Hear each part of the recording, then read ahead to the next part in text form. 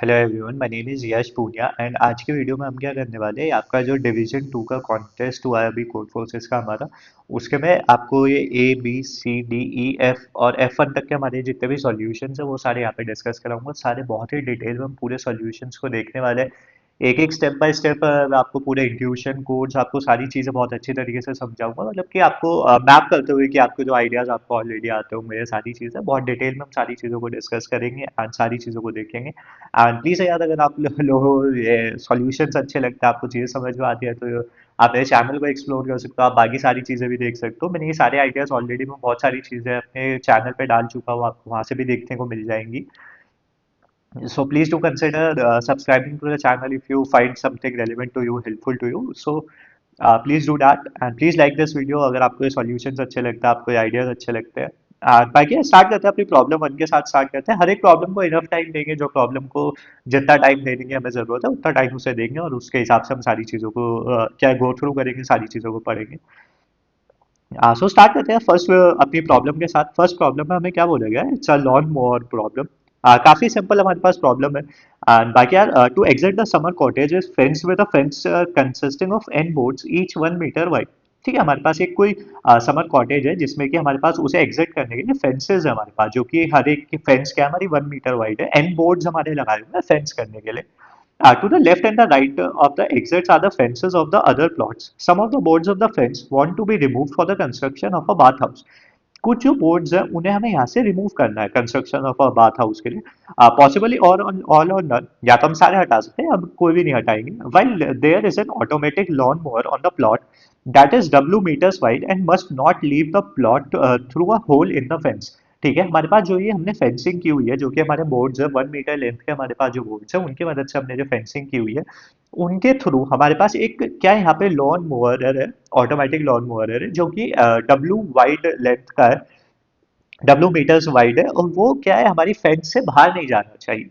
ठीक है, अतः lawn mower will be able to exit the plot if there are at least W consecutive remove boards among the numbers of the removed boards. Determine the maximum number of boards that can be removed from the fence. हाँ, तो ठीक है यार, problem में हमें क्या बोला गया है कि यार आपके पास एक जो समर कॉटेज है उसमें हमारे पास इस तरीके से फेंसिंग की गई है, और इन फेंसिंग में अगर मेरे पास फॉर एग्जांपल W की वैल्यू 2 है, और अगर मैंने ये बोर्ड्स क्या है यहाँ से रिमूव कर दिए, कॉन्जिक्यूटिव W लेंथ के बोर्ड्स अगर कहीं से भी रिमूव होते हैं, तो वहां से वो लॉन मोवर जो है मेरा बाहर चला जाता है। तो हमें इस चीज का ध्यान रखते हुए कि यार जो मेरा लॉन मोवर है वो बाहर ना जाए, वो अपने क्या है, जो भी उसका स्टे है उसके अंदर ही रहे। वो रखते हुए मैं कितने मैक्सिमम नंबर ऑफ बोर्ड्स यहाँ से रिमूव कर सकता हूँ, ये मेरी सिंपल से यहाँ पे प्रॉब्लम स्टेटमेंट है। अगर हम यहाँ पे टेस्ट केसेस की बात करें, टी टेस्ट केसेस है, इनकी वैल्यू 10 टू द पावर 9 तक है, W की वैल्यू 10 टू द पावर 9 है हमारे पास, जितने भी हमें यहाँ से रिमूव करने हैं, और उसके हिसाब से हमें यहाँ पे चीजें देनी होगी। देखते हैं यार प्रॉब्लम में हम किस तरीके से सॉल्यूशन की तरफ जा सकते हैं। तो सिंपल सी बात है कि यार मुझे क्या है, W कॉन्जिक्यूटिव लेंथ नहीं चाहिए किसी भी तरीके से। W कॉन्जिक्यूटिव लेंथ के बोर्ड्स मुझे यहाँ से रिमूव नहीं करने हैं, तो मैं किस तरीके से कर सकता हूँ? तो हर एक W कॉन्जिक्यूटिव लेंथ जो मेरी, हर एक W जो वाइड मेरी लेंथ है, उसमें एक ना एक बोर्ड मेरे पास होना चाहिए। एटलीस्ट वन बोर्ड मेरे पास हो वहां पे। तो मैं क्या अपने लोन मोवर को बाहर जाने से बचा सकता हूँ, और मैं मैक्सिमम बोर्ड्स को वहां से हटा सकता हूँ, क्योंकि मैंने जो W कॉन्जिक्यूटिव लेंथ की जो मेरे पास विंडो है, जो मेरे पास जो भी लेंथ की विंडो है जिसमें से मेरा लॉन मोवर बाहर जा सकता है, मैंने उस विंडो को किसी तरीके से रिमूव कर दिया है, किसी तरीके से बचा दिया है। कैसे बचा दिया है? सिंपल सी बात है, आप क्या कर सकते हो, आप एक बोर्ड को सेलेक्ट कर सकते हो, एंड W-1 बोर्ड्स क्या है, उन्हें हम यहाँ से रिमूव कर सकते हैं। हर एक मेरे पास जो W लेंथ की विंडो है, उस W लेंथ की विंडो में मैं एक बोर्ड को फिक्स कर देता हूँ। मैंने स्टार्टिंग पॉइंट में फिक्स कर दिया, मैं कहीं पे भी कर सकता हूँ जहां मेरी मर्जी। मैंने फॉर एग्जांपल मैंने स्टार्टिंग में कर दिया, और W-1 बोर्ड जो थे वो मैंने रिमूव कर दिए, तो मेरा जो लॉन मोवर है वो तो बाहर जा नहीं सकता। सेम मैं क्या अपनी नेक्स्ट W विंडो के लिए कर देता हूँ, क्या मैंने स्टार्टिंग में बोर्ड रखा, नेक्स्ट W-1 बोर्ड्स को मैंने यहाँ से रिमूव कर दिया। तो ये एक मेरे पास क्या है, बेस्ट ऑप्टिमल अप्रोच यहाँ पे हो जाएगा इस पर्टिकुलर प्रॉब्लम को सॉल्व करने के लिए, कि मेरा लोन मोडल जो है वो बाहर भी ना जाए, मैं मैक्सिमम बोर्ड्स को यहाँ से रिमूव भी कर दूँ। तो अब इस चीज़ को सिंपल कैलकुलेट करने के लिए हम देख सकते हैं कि हमने कितने बोर्ड्स को यहाँ पे कीप किया है। तो सिंपल सी बात है कि हमने कितने बोर्ड्स को कीप किया है, हमने उतने बोर्ड्स को कीप किया है जितने हमारे पास W कॉन्जिक्यूटिव लेंथ के यहाँ पे जो भी हमारे पास विंडोज है, कितनी हमारे पास W कॉन्जिक्यूटिव लेंथ की विंडो है, सिंपल N बाई W से हमारे पास आ जाता है। और हमने रिमूव कितना किया है, जो भी हमने कीप किया है, मतलब n माइनस कीप में से हम यहाँ से रिमूव कर देंगे, तो हमने जो भी रिमूव किया वही हमारा फाइनल आंसर है, and that is simply n minus n by डब्ल्यू हमारा क्या है यहाँ पे फाइनल आंसर हो जाएगा। और ओ ऑफ वन में आप यहाँ पे आंसर कर पाएंगे। बहुत ही सिंपल प्रॉब्लम थी, लाइक आई होप ये तो सभी सभी ने सॉल्व कर ली होगी, बट मैंने आपको दोबारा से एक बार बस बता दी। सी प्लस प्लस में कोड है हमारा, एक बार ये भी बता देता हूँ। कॉन्सेप्ट हेडर्स वगैरह हमारे पास सॉल्यूशन स्टार्ट होता है, एन और डब्ल्यू की वैल्यू हमने रीड की, के की वैल्यू एन बाई डब्ल्यू से आई, एन माइनस के से हमने प्रिंट कर दिया। मेन हमारे पास फास्ट इनपुट आउटपुट टी की वैल्यू रीड की, हर टी टेस्ट केसेस के लिए ओ वन में हमने यहाँ पे सॉल्यूशन दे दिया। सीधी सी बात वही रखते हुए कि हर एक डब्ल्यू कॉन्जिक्यूटिव जो हमारे पास लेंथ की विंडो है उसमें एक बोर्ड तो मेरे पास होना ही चाहिए, बस इस चीज का यहाँ पे ध्यान रखते हुए हमने पूरे सॉल्यूशन को यहाँ पे अपना डिराइव कर दिया, पूरे सॉल्यूशन को यहाँ पे हमने लिखा दिया। सो आई होप आपको ये फर्स्ट प्रॉब्लम समझ में आई होगी। नेक्स्ट अपने बी वाले सॉल्यूशन की तरफ चलते हैं, एक बार मैं आपको ये वाले भी बता देता हूँ। Next is ऑफशोर्स। ऑफशोर्स में हमारे पास क्या बोला गया, mark loves money very much and he keeps most of it in the bank, he stores his money in n different banks and the in the ith bank he has AI rubbles। सीधी सी बात है, mark को money पसंद है, उसने an different banks में अपने money को रखा हुआ है, और आईएथ बैंक में एआई रबल्स ऑफ मनी उसके पास है। One day Mark decide to gather all his money in one bank, so he will be transferring money from one bank account to another. ठीक है, मतलब कि अब उसने डिसाइड किया है कि यार जितना भी मेरे पास मनी है उसे मैं एक पर्टिकुलर बैंक में यहाँ पे स्टोर करना चाहता हूँ। ठीक है, all inter bank transfers are arranged the same way. वो ट्रांसफर करेगा, जितने इंटर बैंक ट्रांसफर्स भी उसमें हो सकते हैं, वो डायरेक्ट ट्रांसफर भी कर सकता है, तो बहुत सारे तरीकों से, मतलब कि वो कैसे भी तरीके से कर सकता है। He can transfer only X rubles in one transfer. एक ट्रांसफर में वो सिर्फ एक्स रबल्स को ट्रांसफर कर सकता है, considering all fees y rubbles will be credited to the other account since bank want to make a profit, it holds y is less than equals to x।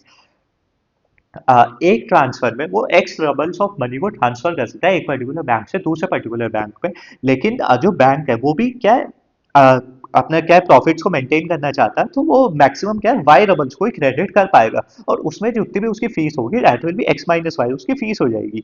It is possible that Mark will not be able to transfer all his money to one bank, but he wants to maximise the number of rubles that can end up in any bank. सीधी सी बात हमें यहाँ पे पता लगती है कि यार वो अपने सारे बैंक्स में से, जितने भी उसके पास बैंक्स थे, उन सभी बैंक्स में से किसी एक पर्टिकुलर बैंक पे वो सारे मनी को ट्रांसफर करना चाहता है। मनी ट्रांसफर इंटरचेंजेबल बैंक्स के थ्रू भी हो सकता है। फॉर एग्जांपल ए वाला बैंक बी को ट्रांसफर करे, देन बी वाला सी को ट्रांसफर करे, ये भी हो सकता है, या डायरेक्टली ए वाला सी को ट्रांसफर करे। इन दोनों में से हम देखेंगे कि बेस्ट ऑप्टिमल हमारे पास क्या है, वो चीज हम देखेंगे।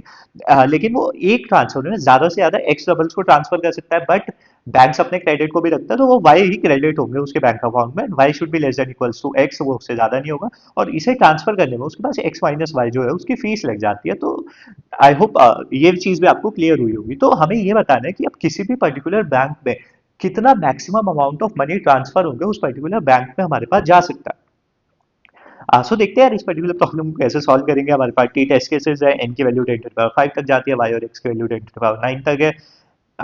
For each test case output of single number the maximum number of doubles that can be obtained in any bank, किसी भी एक पर्टिकुलर बैंक में कितने मैक्सिमम नंबर ऑफ डबल्स मेरे पास जा सकते हैं वो हमें यहाँ पे प्रिंट कर देंगे। सो एक बार दोबारा से एक बार प्रॉब्लम को समझते हैं। हमें क्या बोला गया, यू हैव एन बैंक्स, हमारे पास एन बैंक्स है, bank i has a i doubles हमारे पास बैंक आई में, and you can do operations transfer exactly x doubles from one bank to another. X doubles को हम ट्रांसफर कर सकते हैं एक बैंक से दूसरे में।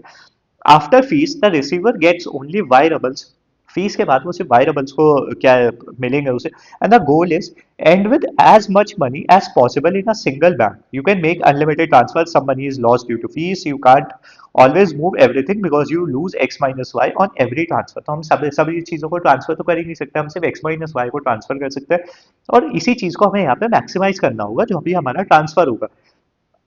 जो दो मैंने पाथ आपको बताए थे कि यार अगर फॉर एग्जांपल मैं ए से बी में ट्रांसफर करता हूँ, बी से सी में ट्रांसफर करता हूँ, या मैं ए से सीधा सी में ट्रांसफर करता हूँ, तो इन दोनों में से मेरे पास क्या एक अच्छा अप्रोच होगा, क्या मेरे पास एक अच्छा पाथ होगा इस पर्टिकुलर चीज को करने के लिए। तो बेस्ट पॉसिबल क्या होगा यार, यहाँ पे मैंने एक बार फीस दी, वन टाइम फीस, फिर से मैंने एक यहाँ पे वन टाइम फीस दी, और यहाँ पर अगर मैं इस पूरे पाथ में देखता हूँ तो मैंने 2 बार फीस दी, और वन की इस वाले पाथ में मैंने सिर्फ वन टाइम फीस दी है, एक ही बार फीस दिया। तो मेरे पास हमेशा डायरेक्ट ट्रांसफर हमेशा मेरे पास ऑप्टिमल होंगे। किसी भी एक में पर्टिकुलर बैंक में डायरेक्ट ट्रांसफर कर दूं, वही मेरे पास हमेशा एक बेस्ट ऑप्टिमल अप्रोच यहाँ पे होगा। ग्रेडिली हमें ये चीज समझ में आती है, क्योंकि यार हर एक ट्रांसफर में फीस लगती है, तो मैं अपने ट्रांसफर्स को मिनिमम ही रखना चाहता हूँ। मैं डायरेक्ट ट्रांसफर कर देना चाहता हूँ अपने मनी को, जिससे कि मेरे क्या मैक्सिमम मनी मेरे पास बैंक अकाउंट में मेरे पास पहुंचे। ठीक है, आई होप ये वाली चीज भी आपको समझ में आई होगी।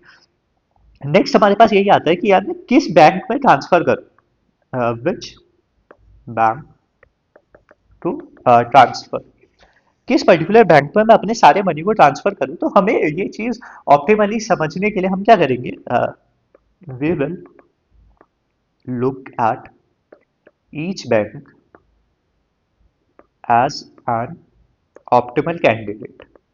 ऑप्टिमल कैंडिडेट बोल लेता है, कुछ भी बोल लेता है, मतलब कि हम हर एक पर्टिकुलर बैंक को एक कैंडिडेट की तरह यहाँ पे समझने की कोशिश करेंगे कि क्या ये मेरे पास एक कैंडिडेट हो सकता है, क्या मैं इसमें सारे मनी को ट्रांसफर कर सकता हूँ, क्या मैं इसमें सारे मनी को ट्रांसफर कर सकता हूँ। तो इस तरीके से हम अपने अप्रोच को यहाँ पे रखेंगे कि हम हर एक बैंक को लेकर चलेंगे और हर एक बैंक में सारा मनी ट्रांसफर करके देखेंगे कि उस सारे मनी को ट्रांसफर करने पे मैं क्या मैं अपने बेस्ट पॉसिबल सॉल्यूशन पे जा सकता हूँ, और इन सभी में से अपने बेस्ट पॉसिबल सॉल्यूशन को हम ले आएंगे।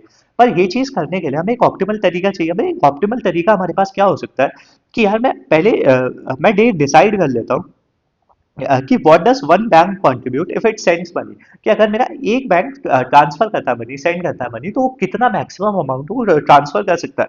Suppose that bank i has AI of money, you can transfer x levels at a time, so number of transfers it can make is t of i is equals to floor of a of I by x। सीधी सी बात है, t of i equals to A of I by x, क्योंकि एक time में वो x doubles को transfer कर सकता है और उसके पास ए आई टोटल है, तो वो कितने ट्रांसफर्स कर सकता है। तो वो हमारे पास यहाँ से आता है कि वो टी नंबर ऑफ ट्रांसफर्स कर सकता है। Each transfer gives Y to the receiver, हर ट्रांसफर में वाई मनी जाएगा रिसीवर के पास। So the maximum total amount bank I can set to another bank is A of I by X multiplies by Y. A of I by X आपको क्या बता रहे हैं कि मैं टोटल कितने ट्रांसफर्स कर सकता हूँ, क्योंकि मैं एक ट्रांसफर में एक्स मनी ट्रांसफर कर सकता हूँ, तो मैं टोटल कितने कर सकता हूँ, एक्स कर सकता हूँ। हर ट्रांसफर में रिसीवर के पास से वाई अमाउंट ऑफ मनी जाता है, तो मैं टोटल एक बैंक जो है वो इतना कॉन्ट्रीब्यूशन हमारे पास देगा। तो हम यहाँ पे क्या करेंगे, जो भी आप इंपॉर्टेंट चीज वो ये कि आपका जो भी लेफ्ट ओवर होगा उसे हम कभी भी ट्रांसफर ही नहीं कर पाएंगे। So money can always get stuck, this is a hard upper bound और how much money we can extract from bank. किसी भी एक पर्टिकुलर बैंक से हम कितना मनी एक्सट्रैक्ट कर सकते हैं, एक हार्ड बाउंड यहाँ पे हमारे पास आता है। बट हमें एक चीज यहाँ पे समझ में आई कि यार हम हर बैंक का कंट्रीब्यूशन यहाँ पे कैलकुलेट कर सकते हैं कि हर एक बैंक से मैं कितना कंट्रीब्यूशन यहाँ पे निकाल के ला सकता हूँ, कि मैं कितना ट्रांसफर कर सकता हूँ। वो चीज हमें यहाँ से क्लियरली समझ में आती है। तो हम क्या करेंगे, हम टोटल कॉन्ट्रीब्यूशन देख लेंगे, टोटल ट्रांसफरेबल अमाउंट, कि मैं कितना टोटल ट्रांसफर कर सकता हूँ सारे बैंक्स को मिला के। जितने भी मेरे पास बैंक्स है लाइक 1 2 3 4, मेरे पास 3 बैंक से हम देखते हैं, 4 बैंक से देख लेते हैं कि मैं कितना ट्रांसफर कर सकता हूँ। मैंने टोटल निकाल लिया कि अगर मैं सभी से ट्रांसफर कर दूं, अभी मैं रिसीव करने नहीं कर रहा हूँ, मैं सभी से ट्रांसफर कर दिया, तो टोटल मैंने निकाल लिया इससे। और मैं क्या है, हर एक वैल्यू के लिए, हर एक आई की वैल्यू के लिए इसका सम निकाल दूंगा, आई की वैल्यू 1 से n तक जाएगी और इस पर्टिकुलर वैल्यू को कैलकुलेट कर लेंगे। एंड जिससे कि मेरे पास क्या टोटल सम मेरे पास कैलकुलेट हो गया आ जाएगा, which is simply the total, हमारे पास वैल्यू आ गई। अब हर एक बैंक को रिसीवर बना के कंट्रीब्यूशन चेक कर लेता है, मतलब कि फॉर एग्जांपल अगर मैंने टू को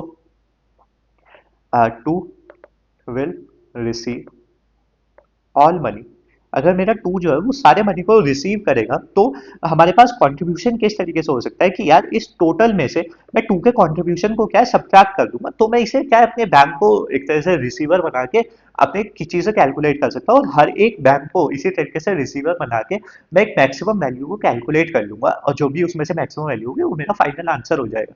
सो आई होप आपको ये ग्रेडी वाला अपलोड समझ में आया। काफी एक अच्छी प्रॉब्लम है, हम कॉन्ट्रीब्यूशन इंडिविजुअल कॉन्ट्रीब्यूशन हमने देखे, और उन इंडिविजुअल कॉन्ट्रीब्यूशंस की मदद से हमने अपने फाइनल आंसर को कैलकुलेट करने की यहाँ पे कोशिश की। और वो वाली चीज आपको समझ आई गई थी कि हमें डायरेक्ट ट्रांसफर्स हमारे पास हमेशा ऑप्टिमल होंगे। एंड आई होप आपको ये सारी चीजें समझ में आई होंगी। सॉल्यूशन देख लेते हैं तो आपको और अच्छी तरीके से चीजें समझ में आ जाएंगी। सी प्लस प्लस में हमारा सॉल्यूशन है, जावा पाइथन आप इजीली फॉलो कर पाएंगे, कॉन्स्टेंट एडर्स वगैरह हमारे पास। सॉल्व फंक्शन जो हमारे पास होगा, एन की वैल्यू हम रीड करेंगे, एक्स और वाई की वैल्यू हम रीड करेंगे कि हम कितना ट्रांसफर कर सकते हैं, कितना क्रेडिट होगा हमारे पास।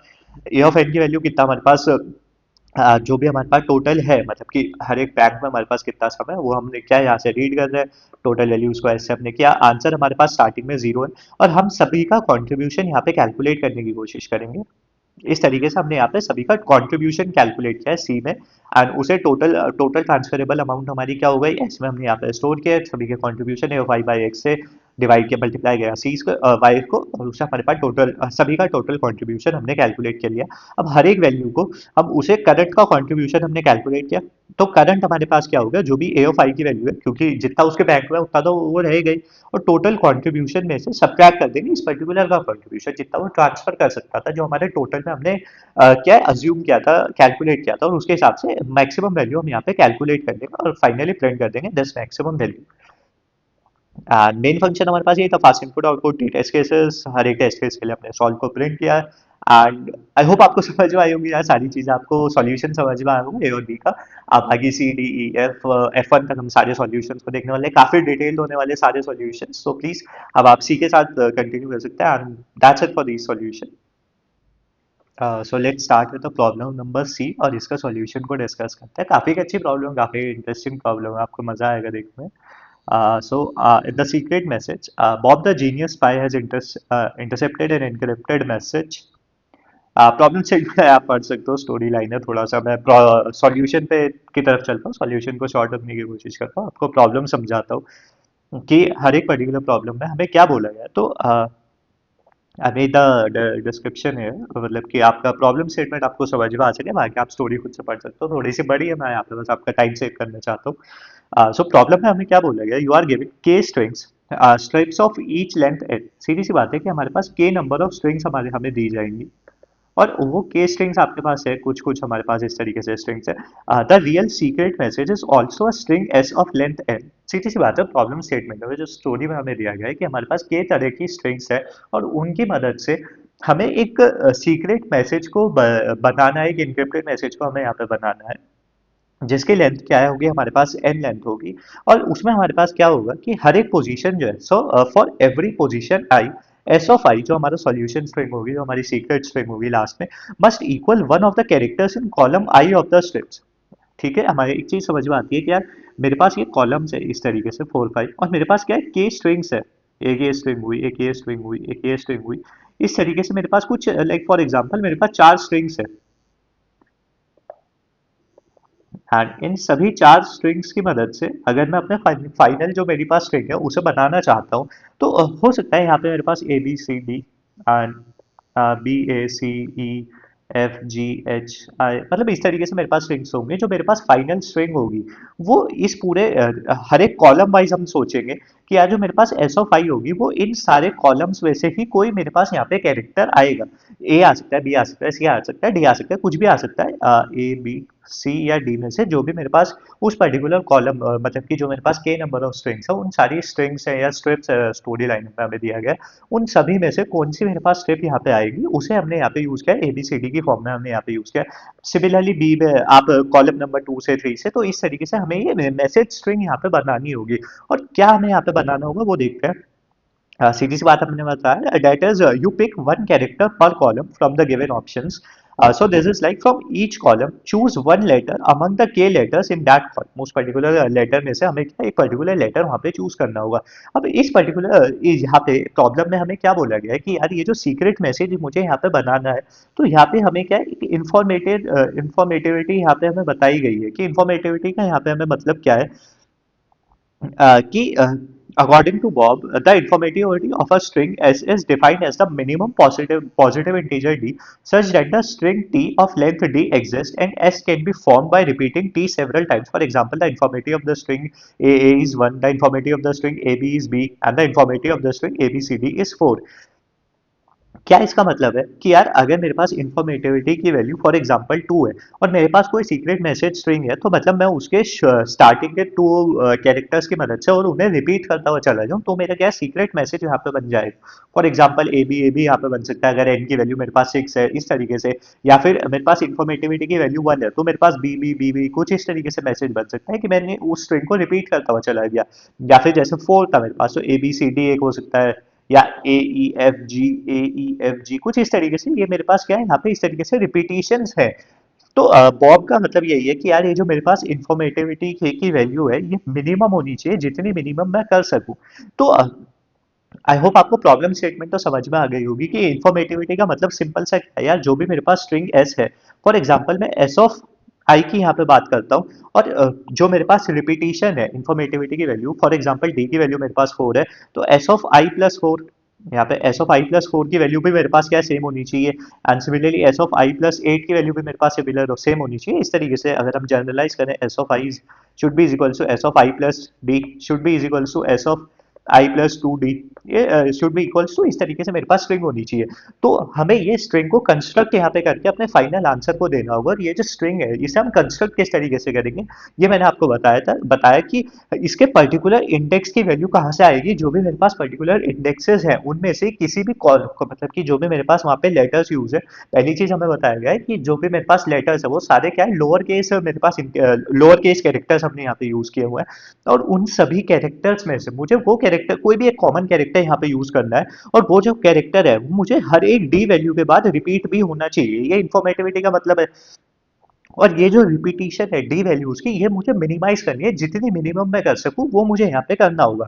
सो देखते हैं यार प्रॉब्लम को अब कैसे सॉल्व करते हैं, थोड़ी सी आई होप आपको प्रॉब्लम स्टेटमेंट में आपको क्लियर कर पाया हूँ, सारी चीजें मैं आपको क्लियर कर पाया हूँ। बाकी अगर आप यहाँ पे देखो,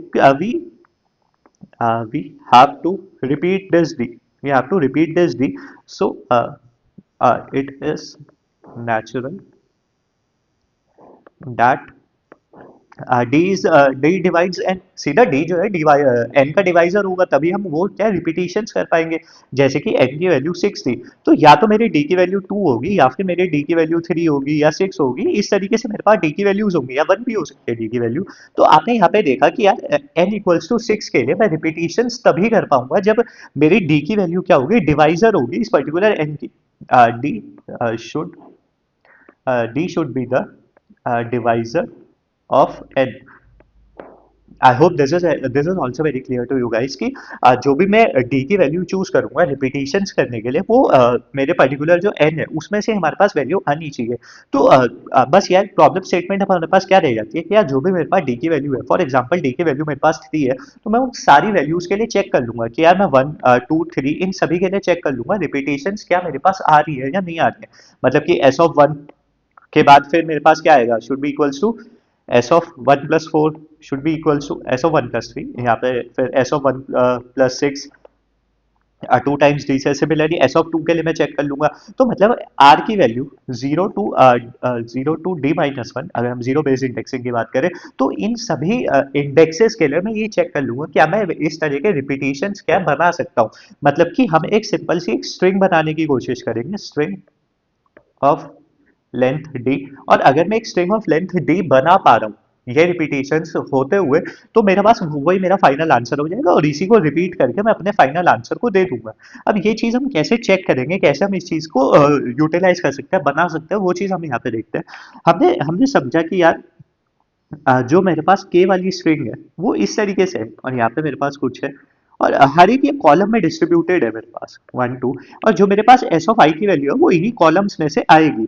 तो यार ये जो फ्रीक्वेंसीज है, मतलब कि इन्हें चेक करना कि कौन कौन से नंबर्स को मैं यूज कर चुका हूँ, वो चीज यूज करना है, मतलब कि बहुत एक ऑप्टिमल तरीके से करने के लिए हमारे पास सिंपल बिट मास्क का हम यहाँ पे यूज कर सकते हैं। बिट मास्क का हम कैसे यूज कर सकते हैं, क्योंकि यार मेरे पास जो कैरेक्टर्स है, कैरेक्टर्स आर ओनली 26, क्योंकि लोअर केस कैरेक्टर्स का हम यूज कर रहे हैं, तो हम बिट मास्क एक यूज कर लेते हैं, 26 लेंथ का बिट मास्क यूज कर लेते हैं, जिसमें कि इफ 1, अगर हमारे पास 1 है, that means that particular lower case character is in that particular column. मतलब कि हम यहाँ पे हर एक पर्टिकुलर कॉलम को एक बिट मास्क से रिप्रेजेंट करने की कोशिश कर रहे हैं। We are trying to represent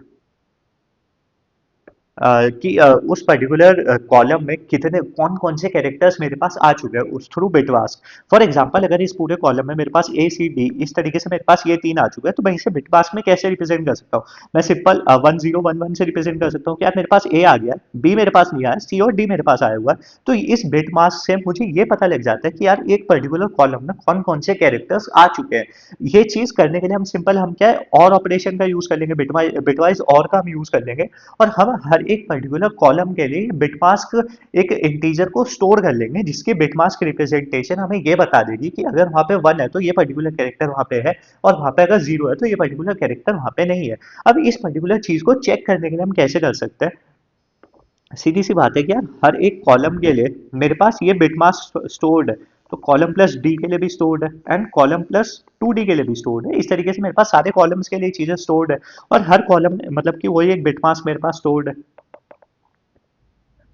एक बिटमास्क मेरे पास स्टोर्ड है।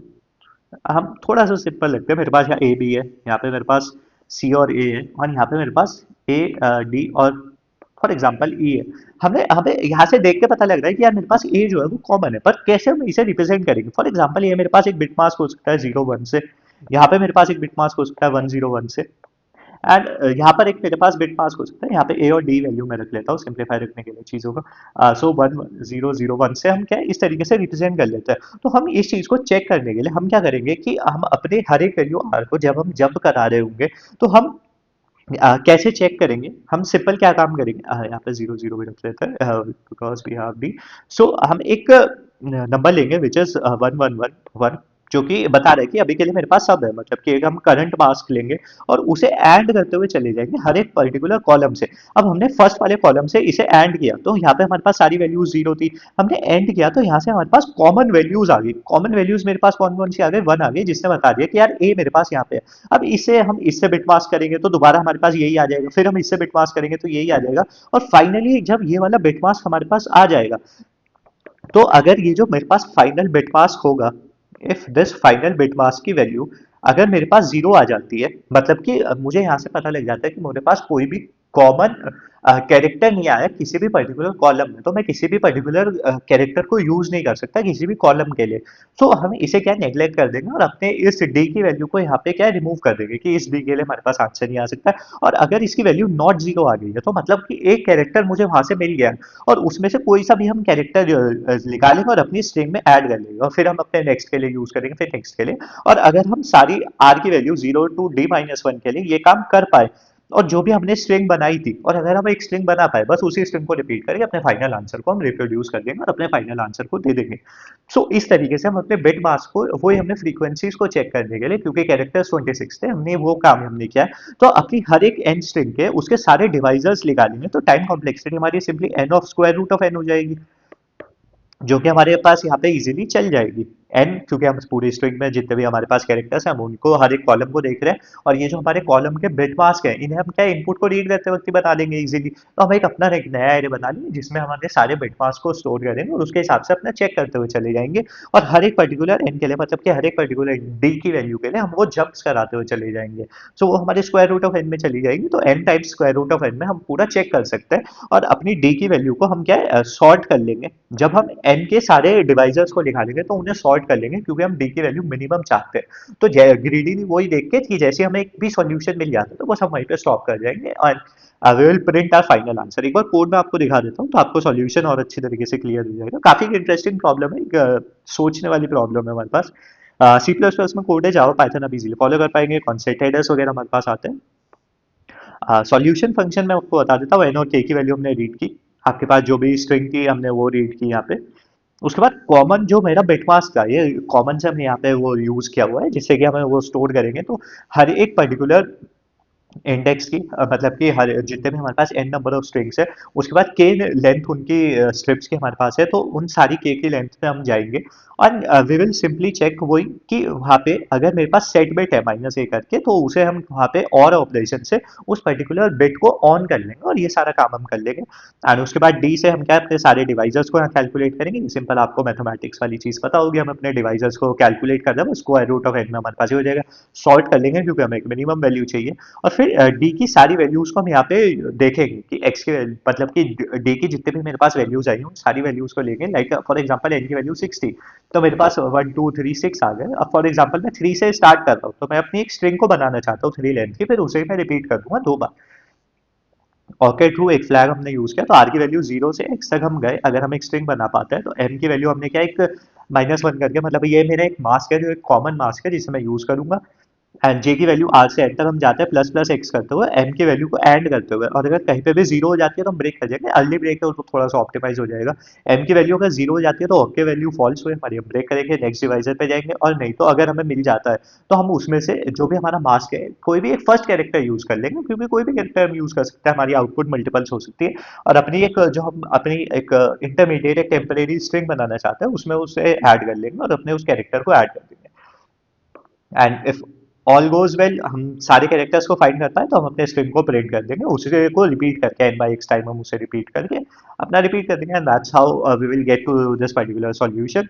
एंड मेन फंक्शन वही फास्ट इनपुट आउटपुट, टी की वैल्यू हमने रीड की, सॉल्यूशंस अपने कॉल किए जितने भी हमारी टी की वैल्यू। एंड आई होप ये आइडिया आपको समझ में लगा होगा, आया होगा आपको, ये आइडिया इंटरेस्टिंग लगा होगा। बाकी आप नेक्स्ट प्रॉब्लम्स पे जा सकते हैं, डी ई एफ तक हमने प्रॉब्लम सॉल्व की है, सारी प्रॉब्लम बहुत इंटरेस्टिंग है, सारी प्रॉब्लम बहुत अच्छी है। एंड जस्ट लाइक अगर आपको अच्छी लग रही है problem so please do like share it comment and subscribe to the channel. बाकी आप नेक्स्ट वीडियो को स्टार्ट कर सकते हैं, नेक्स्ट सॉल्यूशन की तरफ जा सकते हैं। And that's it for this solution.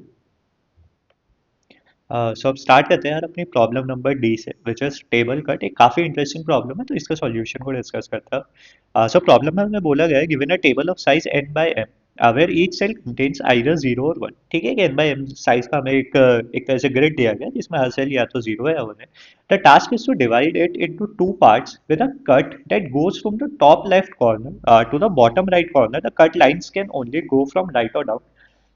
Okay, तो हमारे पास एक सिंपल सा ग्रिड है, या तो हम राइट जा सकते हैं या हम डाउन जा सकते हैं, और ये पूरा काम करते हुए हमें एक कट बनाना होगा टॉप लेफ्ट कॉर्नर से स्टार्ट करके बॉटम राइट कॉर्नर पे हमें आना है। ठीक है, let a be the number of ones in one part of the table after the cut and b be the number of ones in the other part of the array. The goal is to maximise the value a times b. ठीक है, हमें एक ऐसे cut को यहाँ पे introduce करना होगा जिससे कि जितने भी हमारे लाइक हम एक सेट ए और सेट बी बोल सकते हैं, अपने कट के एक साइड में हमारे पास जितने भी नंबर ऑफ वंस है वो हमारी साइड ए में गए, जितने भी नंबर ऑफ वंस है वो हमारी साइड बी में गए, और इन दोनों को हमें मल्टीप्लाई करके जो भी हमारे पास वैल्यू आती है ए टाइम्स बी की वो हमें मैक्सिमाइज करनी होगी। तो हमें इस तरीके से यहाँ पे कट को इंट्रोड्यूस करना होगा। तो आई थिंक आपको प्रॉब्लम स्टेटमेंट क्लियर होगी। आरटी टेस्ट केसेस होने वाले हैं, एन और एम की वैल्यू 10 टू द पावर 5 तक जाने वाली है। ठीक है, एन टाइम्स एन और एम की वैल्यू इस तरीके से हमारे पास है, एंड ए ऑफ आई जे की वैल्यू हमारी 0 से 1 है। एंड देखते हैं प्रॉब्लम को कैसे स्टार्ट करते हैं। पूरा ये पाथ हमें जो आउटपुट देनी होगी, एक तो जो भी हमारी मैक्सिमम वैल्यू होगी वो हमें देनी होगी, और पूरा पाथ हमें बताना होगा कि उस कट का क्या पाथ होगा। जैसे कि फर्स्ट टेस्ट केस में हमारे पास ये दिया गया है, आप ये जो हमारा पिंक लाइन है ये हमारे पास कट है कि हम किस तरीके से कट करेंगे, और इस तरीके से हमारे पास सेट ए और सेट बी बन जाते हैं। आप नीचे वाले को सेट ए बोल सकते हो, ऊपर वाले को सेट बी। आप नीचे काउंट करते हो तो आपके पास 1 2 3 4 5 6 है, 1 है, एंड ऊपर देखते हैं तो हमारे पास कितने 5 नंबर ऑफ वंस है हमारे पास, तो यहाँ पे हमारे पास वैल्यू 30 हो जाती है। तो एक ये मैक्सिमम वैल्यू है, इससे ज्यादा एक मैक्सिमम वैल्यू अचीव नहीं की जा सकती। सो इस तरीके से हम इस पर्टिकुलर प्रॉब्लम को सॉल्व करेंगे, मतलब कि इस तरीके से हमें यहाँ पे सॉल्यूशन लाना होगा। नेक्स्ट भी आप एग्जांपल टेस्ट केस देख सकते हो, 1 2 3 4 एंड 1 2 3 4 5। सो 4 टाइम्स 5 20 हमारे पास वैल्यू आ जाती है, एंड मैक्सिमम वैल्यू अगर आप यहाँ पे पाथ देखोगे तो right we come down, right right down, and then फिर right and down down down and right. तो मतलब कुछ इस तरीके से हमारे पास पाथ होगा, ये हमारा डाउन हुआ, ये हमारा राइट हुआ। तो ये पाथ भी हमें प्रिंट करना होगा, मैक्सिमम वैल्यू जो है वो भी हमें यहाँ पे प्रिंट करनी होगी। तो काफी इंटरेस्टिंग आइडियाज यहाँ पे हमारे पास आते हैं, कैसे इस प्रॉब्लम को सॉल्व कर सकते हैं वो एक बार सोचने की कोशिश करते हैं यहाँ पे। आप एक चीज समझने की कोशिश कीजिए यहाँ पे कि यार मुझे अपने स्टार्टिंग वाली सेल से मुझे यहाँ से स्टार्ट करना है और मुझे यहाँ पे एंड पे जाना है, और जो भी मेरे पास दो सेट यहाँ पे बनते हैं, सेट ए और सेट बी, जिसमें कि दोनों सेट्स में मेरे पास क्या है, नंबर ऑफ वंस मैंने स्टोर किए हुए हैं, नंबर ऑफ वंस मेरे पास है, एंड यहाँ पर भी मेरे पास कितने नंबर ऑफ वंस मेरे पास यहाँ पे स्टोर है, दोनों का मल्टीप्लिकेशन मुझे मैक्सिमाइज करना है। तो यहाँ पर ये जो पर्टिकुलर वैल्यू है ये मैक्सिमम कब हमारे पास हो सकती है, ये अगर हम सोच के देखें तो अगर मैं टोटल वंस काउंट कर लूँ कि यार मेरे पास जितने भी टोटल वंस है वो या तो कुछ इधर जाएंगे कुछ इधर जाएंगे। फॉर एग्जांपल मैंने माना यार के नंबर ऑफ वंस मेरे पास इधर है, तो अगर मेरे पास टोटल टी था, लाइक टोटल को मैं इससे ले लेता सम ऑफ ऑल द टोटल्स, तो एस माइनस के मेरे पास यहाँ पे चले जाएंगे। क्या मेरे सेट ए में मैंने माना कि यार जितने भी मेरे पास टोटल नंबर ऑफ वंस थे उसमें से के नंबर ऑफ वंस मैंने सेट ए में भेज दिए, तो एस माइनस के नंबर ऑफ वंस क्या मेरे बी में चले जाएंगे। तो यहाँ से मुझे के टाइम्स एस माइनस के की वैल्यू जो है इसे मैक्सिमाइज करना है यहाँ पे। सीधी सी प्रॉब्लम हमारे पास ये हो जाती है। और आप यहाँ पे एक बहुत ही सिंपल तरीके से इस चीज को सोच सकते हो कि यार ये वैल्यू मेरी मैक्सिमम तब कब जाएगी जब के की वैल्यू क्या है, मेरी जो भी मेरे पास टोटल सम है उसके हाफ के इक्वल चली जाएगी। उसके हम फ्लोर वैल्यू ले लेंगे, उसके हाफ की वैल्यू इक्वल जब तक भी हम जाएंगे तो वो हमारे पास क्या है, एक मैक्सिमम वैल्यू आ सकती है, क्योंकि वहां पे हमारे पास क्या है, एक स्क्वायर ऑफ अ नंबर आ सकता है। और जब भी हम मल्टीप्लीकेशन करते हैं तो किसी भी नंबर को जब हम हाफ वे पे लाके स्क्वायर करते हैं तो वही हमारी एक मैक्सिमम वैल्यू आती है। तो हम यहाँ से प्रॉब्लम निकाल सकते हैं कि यार मैं अपने सेट ए में एलिमेंट्स को फिल करने की कोशिश करूंगा, नंबर ऑफ वंस को फिल करने की कोशिश करूंगा, और मेरा जो टारगेट होगा वो ये होगा कि यार मैं टोटल जो भी सम है उसके हाफ के इक्वल मैं वहां पे पहुंचाने की कोशिश करूं अपनी वैल्यूज को। आई होप आपको ये वाली चीज भी समझ में आई होगी। आपके पास दो सेट्स है, दोनों में नंबर ऑफ वंस है, आप क्या उनकी वैल्यू मैक्सिमम कब होगी, जब टोटल में से उनकी वैल्यू टी बाई टू के इक्वल हो जाएगी, एस बाई टू के इक्वल, क्योंकि वो एकदम स्क्वायर ऑफ द नंबर्स बन जाएगा, क्वाड्रेटिक हमारे पास चीज चली जाती है। सो वो उस तरीके से हमारे पास एक मैक्सिमम वैल्यू वहां पे हमारे पास निकल के आ सकती है। हम मैथमेटिकली इस चीज को प्रूव कर सकते हैं इजीली।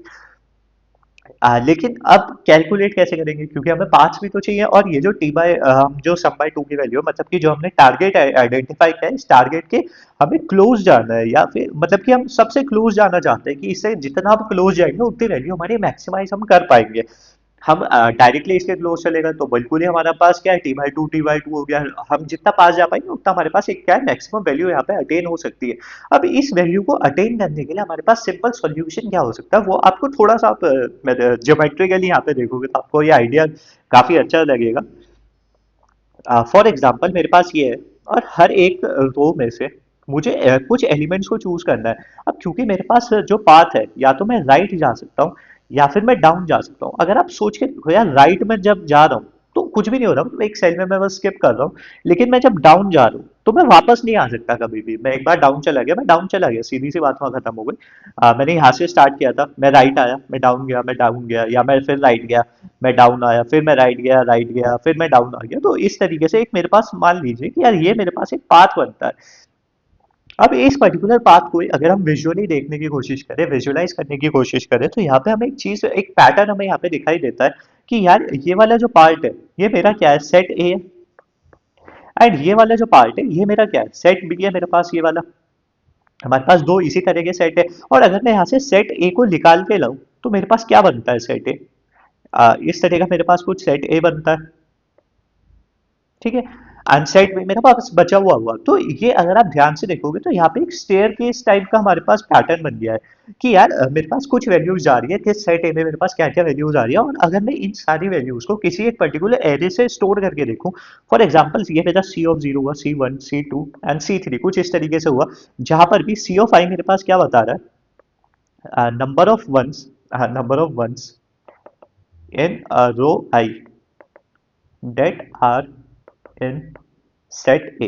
मतलब सेट ए में कितने नंबर ऑफ वंस हमने इंक्लूड कर लिया, वो हमने क्या सी ऑफ आई से यहाँ पे रिप्रेजेंट किया है। ये एक स्टेयरकेस का जो पैटर्न है विजुअली जो हमें दिखाई दे रहा है कि हम दो सेट्स को अपने ग्रिड में किस तरीके से डिस्ट्रीब्यूट कर सकते हैं। इस तरीके की काफी हमारे पास प्रॉब्लम्स आती है, तो वो कैसे हम सोच सकते हैं, तो वो स्टेयरकेस की तरह हम यहाँ पे सोच सकते हैं कि यार एक पर्टिकुलर रो में से हम कितने एलिमेंट सेट ए में ला रहे हैं, कितने एलिमेंट्स हम सेट बी में जा रहे हैं। तो हम पूरी ग्रिड को ना सोचते हुए हम अपनी दो रोज को यहाँ पे सोच के, मतलब कि एक पर्टिकुलर रो को डिवाइड करते हुए हमने देखा कि हम जब भी डाउन आ रहे हैं तो हम एक पर्टिकुलर रो को एक ऐसे पार्ट्स में डिवाइड कर देते हैं जो कि ए और बी सेट्स में डिवाइड कर दे रहा है दोनों चीजों को। सो आई होप आपको ये वाला आइडिया भी जो मैंने इंट्रोड्यूस कराया ये आपको क्लियरली समझ में आया होगा। इसे करने के वजह से हमारे पास क्या हो जाता है कि यार जो भी मेरे पास एरे है, ये जो आपका सी ऑफ आई वाला एरे है, it should be monotonic. Monotonic ये किस क्यों होना चाहिए, मतलब कि C of zero should be less than equals to C of 1, should be less than equals to C of 2, should be less than equals to C of 3, should be less than or equals to C of n। ये हमारे पास कैसे चीज आती है, क्यों ये वाली चीज आती है, आप एक चीज समझने की कोशिश कीजिएगा। यार या तो मैं राइट जा रहा हूँ या फिर मैं डाउन जा रहा हूँ, मेरे पास और कोई भी पाथ नहीं है, मैं लेफ्ट नहीं आ सकता, मैं राइट नहीं जा सकता, और मुझे क्या है अपनी क्या है टॉप लेफ्ट कॉर्नर से स्टार्ट करना है और मुझे बॉटम राइट कॉर्नर पे आना है। तो ये चीज करने के लिए, बॉटम राइट पे आने के लिए मुझे जो मेरे पास सेल जो मैं यूज कर रहा हूँ मुझे हमेशा एक बढ़ानी पड़ेगी, या तो मैं सेम रहूं या फिर मैं बढ़ूं। मैं कम कम आऊंगा तो मैं दोबारा से राइट, फिर वो चीज हमारे पास क्या है, प्रॉब्लम को डिफिकल्ट, पहली चीज तो मैं कम आ ही नहीं पाऊंगा क्योंकि लेफ्ट नहीं आ सकता, तो मैं कम आ ही नहीं सकता हूँ। सो यही से हमारे पास ये चीज समझ में आ जाती है कि यार जो मेरे पास ये कंस्ट्रेंट है ये हमारे पास क्या चीज वैलिड होनी चाहिए, इसी को हम यहाँ पे अपना इनवेरिएंट की तरह इंट्रोड्यूस करा सकते हैं कि यार ये चीज तो पूरी प्रॉब्लम स्टेटमेंट में मेरे पास सेम रहनी चाहिए। तो अब हमारे पास प्रॉब्लम स्टेटमेंट क्या रह गई है कि यार मैं किसी तरीके से अपना जो ये सी वाला एरे, जो मेरा सी वाला एरे है जिसमें कि मैंने कॉलम वाइज अपने क्या है हर एक रो के कितने नंबर ऑफ वंस में स्टोर कर रहा हूँ वो मैंने यहाँ पे स्टोर किया है। इस एरे को मुझे क्या मोनोटोनिक बनाना है, मोनोटोनिक बनाना है। और जो मेरे पास टारगेट वैल्यू थी विच इज टोटल बाय 2, कि जितना मैं इक्वल लेके जा सकूं, जितना मैं क्लोज लेके जा सकूं मैं उतना क्लोज उससे लेके जाऊंगा। और ये काम करने के लिए मैं सिंपल अपनी क्या ग्रीडी स्ट्रैटेजी का यहाँ पे यूज कर लूंगा। ग्रीडी हम क्यों यूज करेंगे, वही सिंपल सी बात है यार। मैं अपने क्योंकि T/2 की तरफ मैं जाना चाहता हूँ और किस तरीके से जाना चाहता हूँ, मैं हर एक रो से एक्सटेंड करके अपनी तरफ जाना चाहता हूँ। और ग्रीडीली मैं चूज कर लूंगा कि मैं कौन सी पोजीशन पे आगे बढ़ूँ। बट अब ये वाली चीज भी जो है इसे हम किस तरीके से एग्जीक्यूट करेंगे, इम्प्लीमेंट करेंगे, वो भी हमें यहाँ पे समझना चाहिए। आई होप ये वाला आपको चीज समझ में आ गई होगी कि हमें एक मोनोटोनिक सी वाला एरे चाहिए जो हमारा एक इंक्रीजिंग एरे की तरह हमारा काम करे। और उसके बाद हम अपना पाथ कंस्ट्रक्ट कर लेंगे उस चीज पे। पर इस पर्टिकुलर प्रॉब्लम को सॉल्व किस तरीके से किया जाएगा वो यहाँ पे हम सोचते हैं। मैं दोबारा से आपको ये वाले ग्रिड एक बार दोबारा से बताता हूँ। फॉर एग्जाम्पल हमारे पास कुछ इस तरीके से ये वाला पाथ है एंड हम इंक्रीज करते करते यहाँ तक आ गए, इस तरीके से हम चले और हमने कुछ भी कर लिया। तो अब अगर आप यहाँ पे एक चीज ध्यान से देखिएगा, यूजर डिफरेंट कलर, ये जो मेरे पास पर्टिकुलर लाइन है, ये जो मेरे पास पर्टिकुलर लाइन है इसे यहाँ पे आप यूज कीजिएगा। इसे हम क्या एक तरह से फ्रंटियर की तरह यूज कर सकते हैं। फ्रंटियर की तरह मतलब कि जो मेरा फ्रंट में लड़ाई करने के लिए मेरे पास जो पर्टिकुलर ग्रिड मेरे पास, मतलब जो पर्टिकुलर लाइन आ रही है मेरे पास वो है यहाँ पे। और यहाँ से मैं क्या है अपने मूव्स को कैलकुलेट कर पाऊंगा। मूव्स मेरे पास कितने तरह के होंगे, या तो मेरे पास वंस वाले मूव्स होंगे या फिर मेरे पास जीरोस वाले मूव्स होंगे। मतलब कि वंस वाले मूव्स क्या होंगे कि मेरे पास जो नेक्स्ट सेल है वो मेरे पास 1 है, या जीरोस वाले मूव मेरे पास होंगे जो मेरी नेक्स्ट सेल है वो मेरी जीरो सेल मेरे पास कंट्रीब्यूट करेगी। तो मतलब हम क्या करेंगे, हम हर एक रो को इस तरह से एक स्टैक में स्टोर करके रख लेंगे। हमारे पास दो स्टैक्स हो जाएंगे, एक वंस वाला एक स्टैक हो जाएगा मेरे पास, एक जीरोस वाला मेरे पास स्टैक हो जाएगा। इन स्टैक में क्या है, मैं दो आईडीज को स्टोर करूंगा। मतलब कि रोज जो है मेरे पास आई, आपके पास जैसे 0 1 2 3 4 5 ये वाली जो मेरे पास रोज है मैं इनकी वैल्यूज को स्टोर करूंगा एंड जीरोस वाले मूव्स के लिए। अब फॉर एग्जांपल अगर मैं इस वाली सेल पे हूँ और मुझे पता है जो मेरी नेक्स्ट सेल है वो एक जीरो है वहां पे, तो वो एक जीरोस वाला मूव हो गया, तो मैं इस पर्टिकुलर सेल को यहाँ पर जाके स्टोर कर लूंगा जिससे कि मुझे ये पता लग जाएगा कि अब जब भी मैं नेक्स्ट मूव चूज करना चाहूंगा तो मुझे जीरोस वाला मूव चूज करना है या मुझे वंस वाला मूव चूज करना है। सीधी सी बात है, जब मैं उस अपने टारगेट से अगर मेरी वैल्यू कम है तो मुझे चाहिए कि यार मैं वंस वाला मूव चूज करूं जिससे कि मैं उस टारगेट की वैल्यू पे क्लोज जा सकूं, जितना ज्यादा पे क्लोज जा सकूं उतनी मेरी कोशिश रहेगी। और जो मेरा सी ऑफ आई है it should be less than equals to c of I plus 1, ये वाली जो दो कंस्ट्रेंट है इन्हें मैच करते हुए मुझे सारा काम करना है। और अगर ये दोनों चीजें वैलिड हो रही है और सब कुछ हो रहा है मेरे पास या मुझे वन नहीं मिल रहा तो मैं जीरोस वाला मूव चूज करूंगा और फिर अपनी एक नई रो को उसमें ऐड कर दूंगा। तो इस तरीके से हम अपने फ्रंटियर को स्टार्ट करेंगे। हम अपनी बॉटम रो से यहाँ पे स्टार्ट करेंगे और ऊपर चलते हुए अपनी सारी रोज के हिसाब से इस तरह से काम करेंगे। मतलब कि हम एक फ्रंटियर स्टैक्स बना लेंगे जिसमें कि ये जो मेरे पास फ्रंटियर होंगे ये मुझे बताएंगे कि हर एक पर्टिकुलर रो को मैं कितना एक्सटेंड करूंगा। और ग्रीडीली हम उनमें से किसी भी एक रो को चूज कर लेंगे, या तो हम वंस वाले में से किसी भी एक रो को चूज कर लेंगे या हम जीरोस वाले में से किसी भी एक रो को चूज कर लेंगे जिससे कि हम इस टारगेट के क्लोजर्स जा सकें और इस पर्टिकुलर अपनी कंस्ट्रेंट को लिमिट कर सकें। और बाउंड्री वाली कंडीशन एज केसेस तो हमें यहाँ पे ध्यान रखनी होगी क्योंकि हम ग्रिड की बात कर रहे हैं। बाकी एक बार मैं आपको कोड दिखाऊंगा तो आपको और ये आइडिया अच्छी तरीके से समझ में आएगा कि मैं यहाँ पे क्या इंट्रोड्यूस कराना चाह रहा हूँ। चीज सिंपल सी यही थी कि हमने हर एक रो को डिवाइड किया और हमने जो हमारे पास सी जीरो जो हमारे पास सी वाला नया एरे था, मोनोटोनिक जो हमारे पास नया एरे था उसमें हमने हर एक वैल्यू में स्टोर किया है कि मेरे मैक्सिमम नंबर ऑफ वंस वहाँ पे कितना आ सकते हैं वो हमने वहाँ पे स्टोर किया जिसके हिसाब से हम अपनी नेक्स्ट वैल्यू को इजीली कैलकुलेट कर सकते हैं। और उसे कैलकुलेट करने के लिए हमने यहाँ पे स्टैक का यूज किया है जिसमें कि हमने क्या है अपने फ्रंटियर वॉरियर्स को एक तरह से अपने यहाँ पे स्टोर किया हुआ है जिनकी वैल्यूज हमारी क्या एक्सपैंड करेगी, नेक्स्ट वैल्यूज को हम कैलकुलेट करेंगे। ये सारी चीजें मैं आपको कोड में दिखाऊंगा, आपको क्लियर हो जाएंगी। एंड बाकी आप पाथ किस तरीके से बनाएंगे, तो सीधी सी बात है कि यार मैं फिर से एक ग्रिडी बना देता हूँ। हमने इस तरीके से कुछ भी हमारे पास पाथ है और for example C0 C1 C2 इस तरीके से हमारे पास चीजें आ रही हैं। हमने क्या चीजें स्टोर की कि यार मेरे पास C ऑफ 0 में अगर 3 वैल्यू है तो मैं क्या माना कि यार मैं 3 बार राइट चला जाता हूँ फिर मैं एक बार डाउन आ जाऊंगा। फिर मेरे पास जो नेक्स्ट वैल्यू थी फॉर एग्जाम्पल यहाँ पे मेरे पास फिर से 3 है तो 3 राइट फिर डाउन। फिर 4 राइट हो गए मेरे पास, फिर डाउन हो गए। तो मतलब यहाँ से बस मैं इस तरीके से अपने पाथ को कंस्ट्रक्ट कर लूंगा कि मेरे सी ऑफ जीरो को मैंने कितना एक्सपैंड किया है, मैंने सी ऑफ वन को कितना एक्सपैंड किया है, कितना सी ऑफ टू को एक्सपैंड किया, तो वो राइट राइट उतनी टाइम हम मल्टीप्लाई करके एक्सपैंड कर देंगे। फिर हम नेक्स्ट रो पे आ जाएंगे डाउन से, फिर हम राइट राइट करके फिर नेक्स्ट रो पे, हो सकता है जीरो भी हो तो डाउन डाउन डाउन हमारे पास वैल्यू हो जाएगी। तो इस तरीके से हम अपना पाथ भी इजीली यहाँ पे कंस्ट्रक्ट कर पाएंगे। तो उस प्रॉब्लम में समझने वाली चीज यही थी कि हम इसे विजुअली समझ पाते हैं कि यार मेरे पास हर एक रो किस तरीके से आ रही है और मैं अपने जो टारगेट टी बाई टू है उसके इक्वल अपने किस तरीके से जा सकता हूँ। सो कोड भी दिखा देता हूँ यार आप लोगों को, बाकी आपको और अच्छे तरीके से चीजें समझ में आ जाएगी। सी प्लस प्लस में कोड है, जावा पाइथन आप इजीली फॉलो कर पाएंगे, कॉन्सेप्ट हेडर्स वगैरह हमारे होते हैं। सॉल्व हम स्टार्ट करते हैं, एनओरएम की हमने वैल्यू को रीड किया, अपने ग्रिड को हमने यहाँ पे रीड किया, और टोटल वंस हम यहीं पे कैलकुलेट करते हैं, अगर वहाँ पे उसकी वैल्यू वन है तो हम उसे कैलकुलेट कर रहे हैं। टारगेट हमने कैलकुलेट किया, टोटल वंस बाई टू से हमारे पास टारगेट आ जाता है।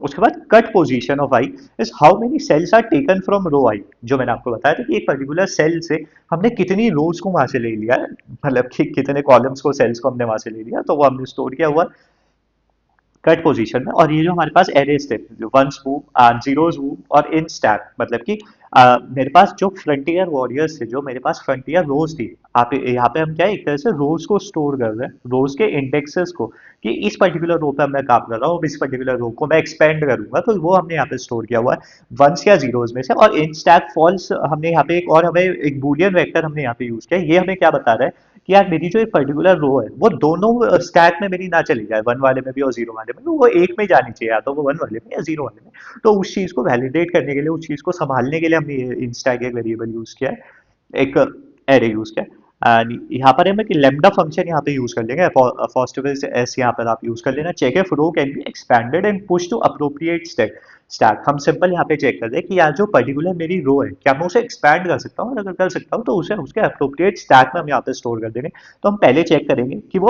ओवरफ्लो तो नहीं हो रही, उसके बाद चेक करेंगे क्या वो किसी और स्टैक में ऑलरेडी नहीं है तो नहीं, और अगर वो नहीं है तो हम अपनी लिमिट को चेक करेंगे क्या वो चीज की वो ओवरफ्लो तो नहीं कर रही, और अगर नहीं कर रही तो उसकी करंट कट पोजीशन आई प्लस वन, मतलब उससे कम रहनी चाहिए। आपका जो सी ऑफ आई है वो सी ऑफ आई प्लस वन से कम रहना चाहिए, तो आपकी लिमिट क्या हो गई, सी ऑफ आई प्लस वन आपकी लिमिट हो गई। सो ये चीज हमने यहाँ पे चेक की। और अगर मेरी कट पोजीशन ऑफ आई अभी के लिए अगर मेरी लिमिट से कम है तो ठीक है, तो अब मैं क्या चेक करूंगा, grid of I, cut position of I, cut position of I यहाँ से आपको कॉलम बता देता है कितनी रोज हम ऑलरेडी, कितने सेल्स हम ऑलरेडी ले चुके हैं, तो वो चीज हमने कैलकुलेट की। और अगर वो वैल्यू मेरे पास वन है तो मैं वंस वाले स्टैक में अपने उसे पुश कर दूंगा उस पर्टिकुलर रो को, नहीं तो मैं अपने जीरोस वाले में पुश कर दूंगा और अपने इन स्टैक ऑफ आई को ट्रू कर दूंगा कि इस पर्टिकुलर रो को मैंने अपने स्टैक में डाल दिया, किसी भी स्टैक में हो, जीरोस वाले में हो या वन वाले में हो। हम यहाँ से अपने फंक्शन को स्टार्ट करते हैं, हम बॉटम अप यहाँ पे काम करेंगे जिससे कि हमारी वैल्यूज अपना इजीली हम इवेल्युएट कर सके, क्योंकि सी ऑफ आई को चाहिए c of I plus one, तो इसलिए हमने simply c of I plus one से मतलब सी ऑफ एन से हमने इवेल्युएट करनी चीजें स्टार्ट की जिससे कि हम ऊपर जा सकेंगे। करंट वंस हम कैलकुलेट कर दें कि कितने वंस हमने ऑलरेडी ले लिए। Expand cut until we reach target ones, सीधी सी बात है, जब तक हम इसे एक्सपैंड करेंगे अपने करंट वंस को, जब तक हम अपने टारगेट वन तक नहीं पहुंच जाते। So Y current ones are less than equal less than target, so row हमारी माइनस वन है अभी के लिए। हम चेक कर रहे हैं यहाँ पे कि अगर मेरे पास वंस वाले मूव में कोई रो एम्प्टी है तो हम पहले ही, क्या है, आप प्रायोरिटाइज वंस वाले मूव को ही करोगे जिससे कि हम अपने फास्टेस्ट अपने सॉल्यूशन तक जा पाए। तो हम रो को निकालेंगे, उसमें से पॉप कर देंगे, नहीं तो हम जीरोस वाले में से निकाल के उसे पॉप कर देंगे, और अगर हमें दोनों ही नहीं मिलता है तो हम ब्रेक कर जाएंगे, ये कंडीशन हमारी काम नहीं करेगी, आएगी नहीं, मतलब हमारे पास आएगी भी तो मतलब कि ना हमारे पास जीरोस में रो है ना हमारे पास वंस में रो है, हम मूव नहीं कर पाएंगे यहाँ पे। सो इन स्टैक रो में हम फॉल्स कर देंगे, जो भी हमारी पर्टिकुलर रो है वो हमने यूज कर लिया तो हम उसे फॉल्स कर देंगे। Current of ones plus is equals to grid of row, current of position of I, उस पर्टिकुलर पोजीशन पे जितने हमने सेल्स यूज कर लिए क्या वहाँ पे एक वन है, और जीरो होगा तो कुछ भी ऐड नहीं होगा, वन होगा तो यहाँ पे ऐड हो जाएगा। कट पोजीशन रो, उस पर्टिकुलर रो की पोजीशन को हमने यहाँ से इंक्रीमेंट कर दिया। तो सीधी सी बात है, यहाँ पे हम बस सारी सेल्स हर एक पर्टिकुलर रूम में कितनी सेल्स हम यूज कर रहे हैं उसी को इंक्रीमेंट यहाँ पे करते हुए जा रहे हैं। फिर हम रो और रो माइनस वन दोनों को ट्राई करेंगे ऐड करने की, जो भी हम उन्हें दोनों को एक्सपैंड करने की उसके हिसाब से हम एक्सपैंड अपनी चीजें करते चले जाएंगे। बेस्ट प्रोडक्ट आप कैलकुलेट कर लोगे, करंट वंस जो भी हमारे पास आए टोटल वंस में से करंट वंस को माइनस करके मल्टीप्लाई कर देंगे तो हमारे पास बेस्ट प्रोडक्ट आ जाएगा। एंड उसके बाद बिल्ड कर देंगे अपने कट पाथ को, किस तरीके से स्ट्रिंग पाथ हमारा हुआ, कॉलम आपका जीरो स्टार्ट हुआ, जीरो से एंड तक हम जाते हैं, जो भी हमारे पास कट पोजीशन है, जब तक भी column position cut position of I से कम है तो हम राइट को ऐड करते रहेंगे, कॉलम कॉलम को प्लस प्लस करते रहेंगे, वही जो क्योंकि हमने हर पोजीशन पे देखा है कि हमारा कॉलम कहाँ तक जा रहे हैं, कट पोजीशन वाले एरे में यही चीज हमने स्टोर की है। तो सीधी सी बात है, हम उतना राइट राइट राइट चले जाएंगे, फिर हम एक बार डाउन चले जाएंगे, फिर हम राइट राइट राइट डाउन, तो इस तरीके से हम चीजें कर देंगे। लास्ट में अगर जो भी हमारे पास बचे होंगे तो उसमें लास्ट में राइट राइट राइट हम कर देंगे। फाइनली अपने पाथ को प्रिंट कर देंगे। मेन फंक्शन पास इनपुट आउटपुट टी की वैल्यू रीड की, सॉल्व को कॉल किया, and that's it. I hope ये पूरा प्रॉब्लम आपको समझ में आया होगा, ये फ्रंटियर और ये सारी चीजें आपको समझ में आई होंगी। बस यही इसमें समझने की चीज थी कि हम किस तरह से अपनी रोज को एक्सपैंड कर दें। और बस ये सब था इसमें, एंड आई होप आपको समझ में आया होगा। और मैंने मेरी पूरी कोशिश रही है कि मैं आपको जितना सिंप्लीफाई हो सके उतना करने की कोशिश की। बाकी नेक्स्ट आप ई और एफ वाली प्रॉब्लम को देखिए, वो काफी अच्छी प्रॉब्लम्स है हमारे पास। So let's start with the next problem. So let's start with the problem number 8। इसका सॉल्यूशन देखते हैं, डिस्कस करते हैं कि ऐसे हम सॉल्व कर सकते हैं, अपना इंट्यूशन बिल्डअप करने की कोशिश करते हैं। सो द प्रॉब्लम में हमें बोला गया है, आफ्टर हैवी ट्रेनिंग सेशन, मतलब आप प्रॉब्लम स्टेटमेंट खुद से पढ़ सकते हो, मैं डायरेक्टली पहुंचता हूँ जिससे कि हम अपने सॉल्यूशंस को शॉर्ट रख पाए। प्रॉब्लम स्टेटमेंट काफी बड़ी है, आप खुद से रीड कर सकते हो। बाकी मैं आपको प्रॉब्लम समझा देता हूँ। यहाँ पे मैंने लिखा हुआ है कि हमें प्रॉब्लम में दिया क्या गया है और हमें सॉल्व क्या करके लाना है। सो हमें एक ग्रिड दी गई है n टाइम्स m की, in which each cell I, j has a value of ai and aj can be negative और can be positive। सीधी सी बात है कि आपको एक ग्रिड दिया गया है और उस ग्रिड की हर एक वैल्यू या तो पॉजिटिव हो सकती है, नेगेटिव हो सकती है। ठीक है, Michael Angelo starts at 1,1 and goes to n,n। वो फर्स्ट सेल से स्टार्ट करता है माइकल एंजेलो, और वो n, मतलब कि फर्स्ट सेल से लास्ट सेल पे जब वो जाता है, टॉप राइट कॉर्नर से टॉप लेफ्ट कॉर्नर से बॉटम राइट कॉर्नर तक उसे जाना है। He can move only right और डाउन, या तो वो राइट डायरेक्शन में जा सकता है या वो डाउन डायरेक्शन में जा सकता है। He eats every slice on the path. ठीक है, वो किसी भी डायरेक्शन में जाता है, वो उस पाथ पे, उस पर्टिकुलर सेल पे जो भी स्लाइस होती है, पिज्जा की यहाँ पे स्लाइस दी गई है, सो वो उसे ईट करता है। So his goal is maximum total sum on the path. आप प्रॉब्लम स्टेटमेंट रीड करते हो तो हर सेल में डिलीशियसनेस बताई गई है कि एक पिज्जा की स्लाइस की कितना डिलीशियसनेस है और कितना उसे पसंद आता है। तो उसके हिसाब से अगर वो आपके फर्स्ट सेल से लास्ट सेल तक जाता है, जिस भी पाथ से वो जाता है, हर एक स्लाइस को वो ईट करता हुआ चलता है, एंड उसके हिसाब से टोटल उसका जो भी होता है उस सम को वो मैक्सिमाइज करने की यहाँ पे कोशिश है उसकी। बट यहाँ पे एक छोटा सा हमें ट्विस्ट दिया गया है, रेफल्स का मूव। रेफल इसमें क्या करता है, before Michelangelo chooses his path, Raphael selects exactly one cell, that cell's value becomes the negative. Michelangelo के पाथ को चूज करने से पहले जो रेफल है हमारा, वो किसी भी पर्टिकुलर सेल को चूज करता है और उसकी वैल्यू को निगेट कर देता है, एक्स की वैल्यू को -x कर देता है। वो सिर्फ किसी भी एक पर्टिकुलर सेल के लिए वो ये कर सकता है। तो माइकल एंजेलो को फिर से अपना पाथ चूज करना होगा, जो भी होगा, पर वो भी फिर से भी बेस्ट पॉसिबल पाथ अपना चूज करना चाहता है, फर्स्ट सेल से लास्ट सेल तक जाने के लिए जो भी बेस्ट पॉसिबल पाथ होना चाहता है वो उसे चूज करना चाहता है। सो रेफेल क्या चाहता है, Raphael wants to make Michelangelo's best possible path as bad as possible, as minimum as possible. तो प्रॉब्लम स्टेटमेंट आई होप आपको सिंपल सी समझ में आई होगी। सीधी सी बात है, एक हमारे पास ग्रिड है, ग्रिड में माइकल एंजेलो जो है वो स्टार्ट से एंड वाले तक जाता है, राइट या डाउन वो जा सकता है। और वो करते हुए वो जो भी जिस भी पाथ से वो जाता है उस पाथ का टोटल सम उसे मैक्सिमाइज करना है, मतलब कि वो टोटल सम ही वो जाता है, जिस भी सेल से वो जाता है वो ऐड होता हुआ चला जाता है, उस पर्टिकुलर सम को मैक्सिमाइज करते हुए ले जाना चाहता है। लेकिन उसके चलने से पहले रेफेल क्या करता है, उस पूरे ग्रिड में से किसी एक पर्टिकुलर सेल की वैल्यू को निगेट कर देता है, माइनस कर देता है। अब उसका रेफेल का रीजन क्या है कि वो माइकल एंजेलो का जो भी बेस्ट पाथ है उसे वो मिनिमाइज करना चाहता है। सो सिंपल सी यही बात है। सो ये एक मिन मैक्स टाइप का हमारे पास गेम आ जाता है कि जिसमें एक वैल्यू को मिनिमाइज करके मतलब कि आपकी मैक्सिमम वैल्यू को मिनिमाइज करने की यहाँ पे कोशिश है। सो रेफेल क्या करेगा, एक चूज को सेल करेगा, एक मतलब कि एक सेल को चूज करेगा वो उसे मिनिमाइज करने के लिए। माइकल एंजेलो चूज पाथ, वो एक पाथ को चूज करेगा मैक्सिमाइज करने के लिए अपनी सारी वैल्यूज को, और उसके बाद एक फाइनल स्कोर हमारे पास आएगा। रेफेल wants the final score to be as small as possible। बस प्रॉब्लम स्टेटमेंट हमारे पास यही है। आई होप आपको क्लियरली समझ में आई होगी क्या हमारे पास प्रॉब्लम स्टेटमेंट है, किस तरीके से हमें इस प्रॉब्लम में सोचना है। तो सीधी सी बात है, हमारे पास एक ग्रिड है एंड किसी भी एक पर्टिकुलर मतलब कि फर्स्ट सेल से स्टार्ट करके नेक्स्ट सेल तक जाना है, या तो हम राइट जा सकते हैं या हम डाउन जा सकते हैं, यही तो हमारे पास बात है।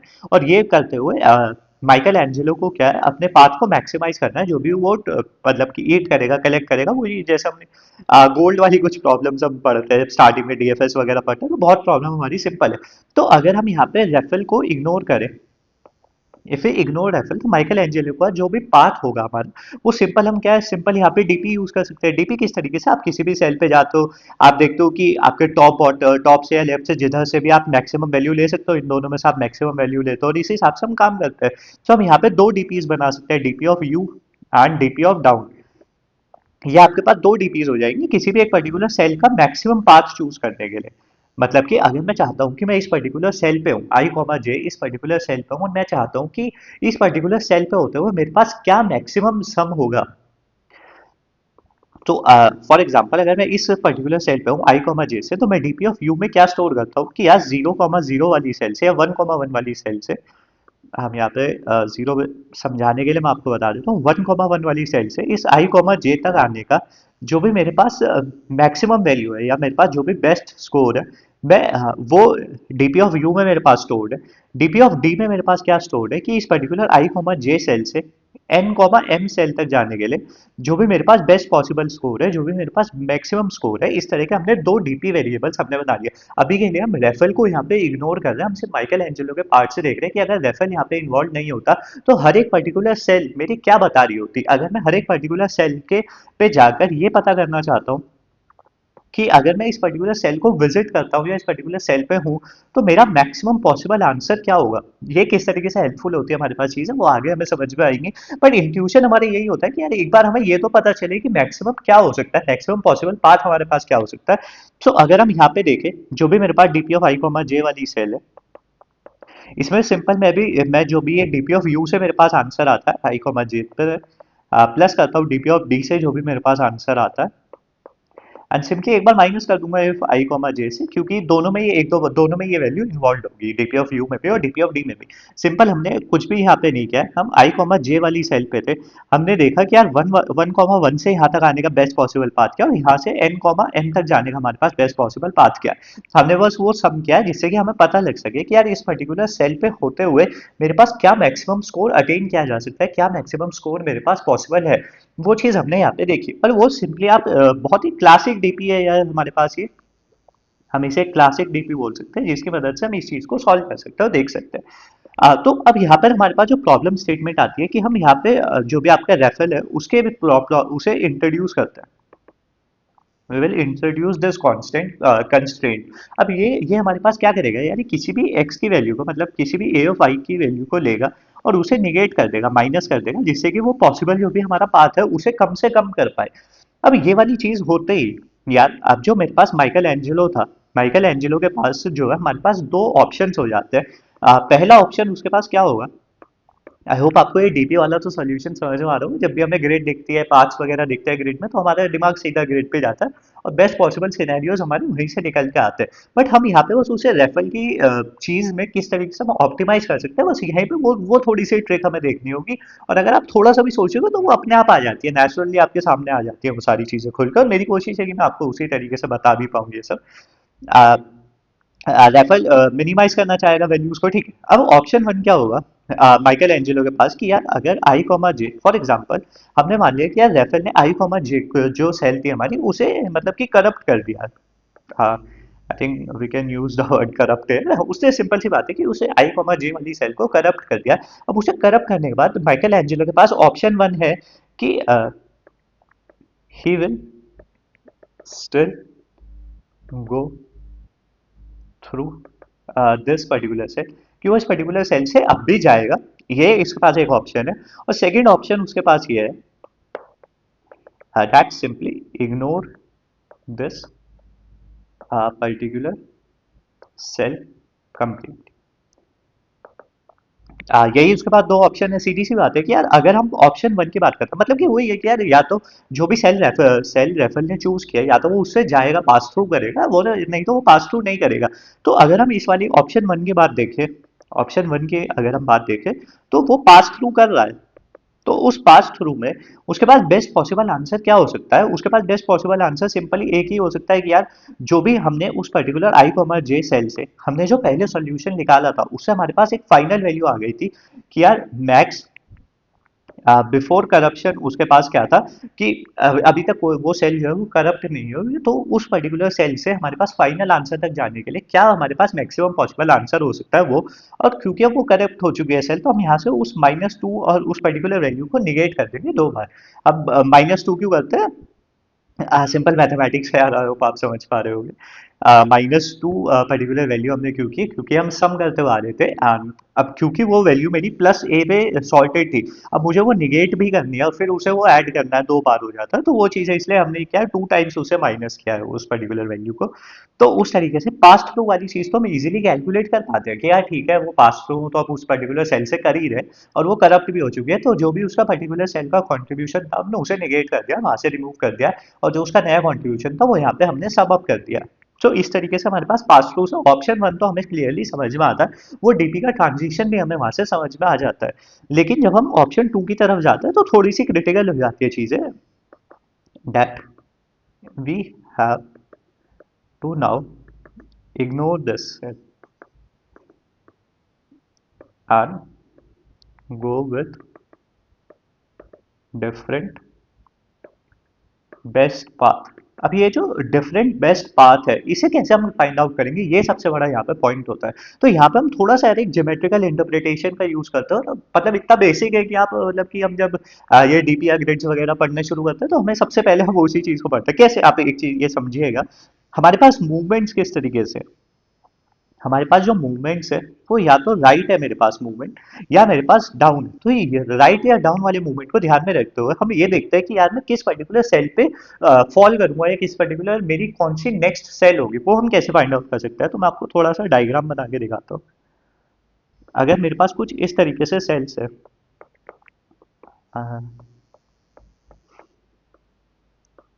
जस्ट मैं ग्रिड बना रहा हूँ for just for the demonstration purpose.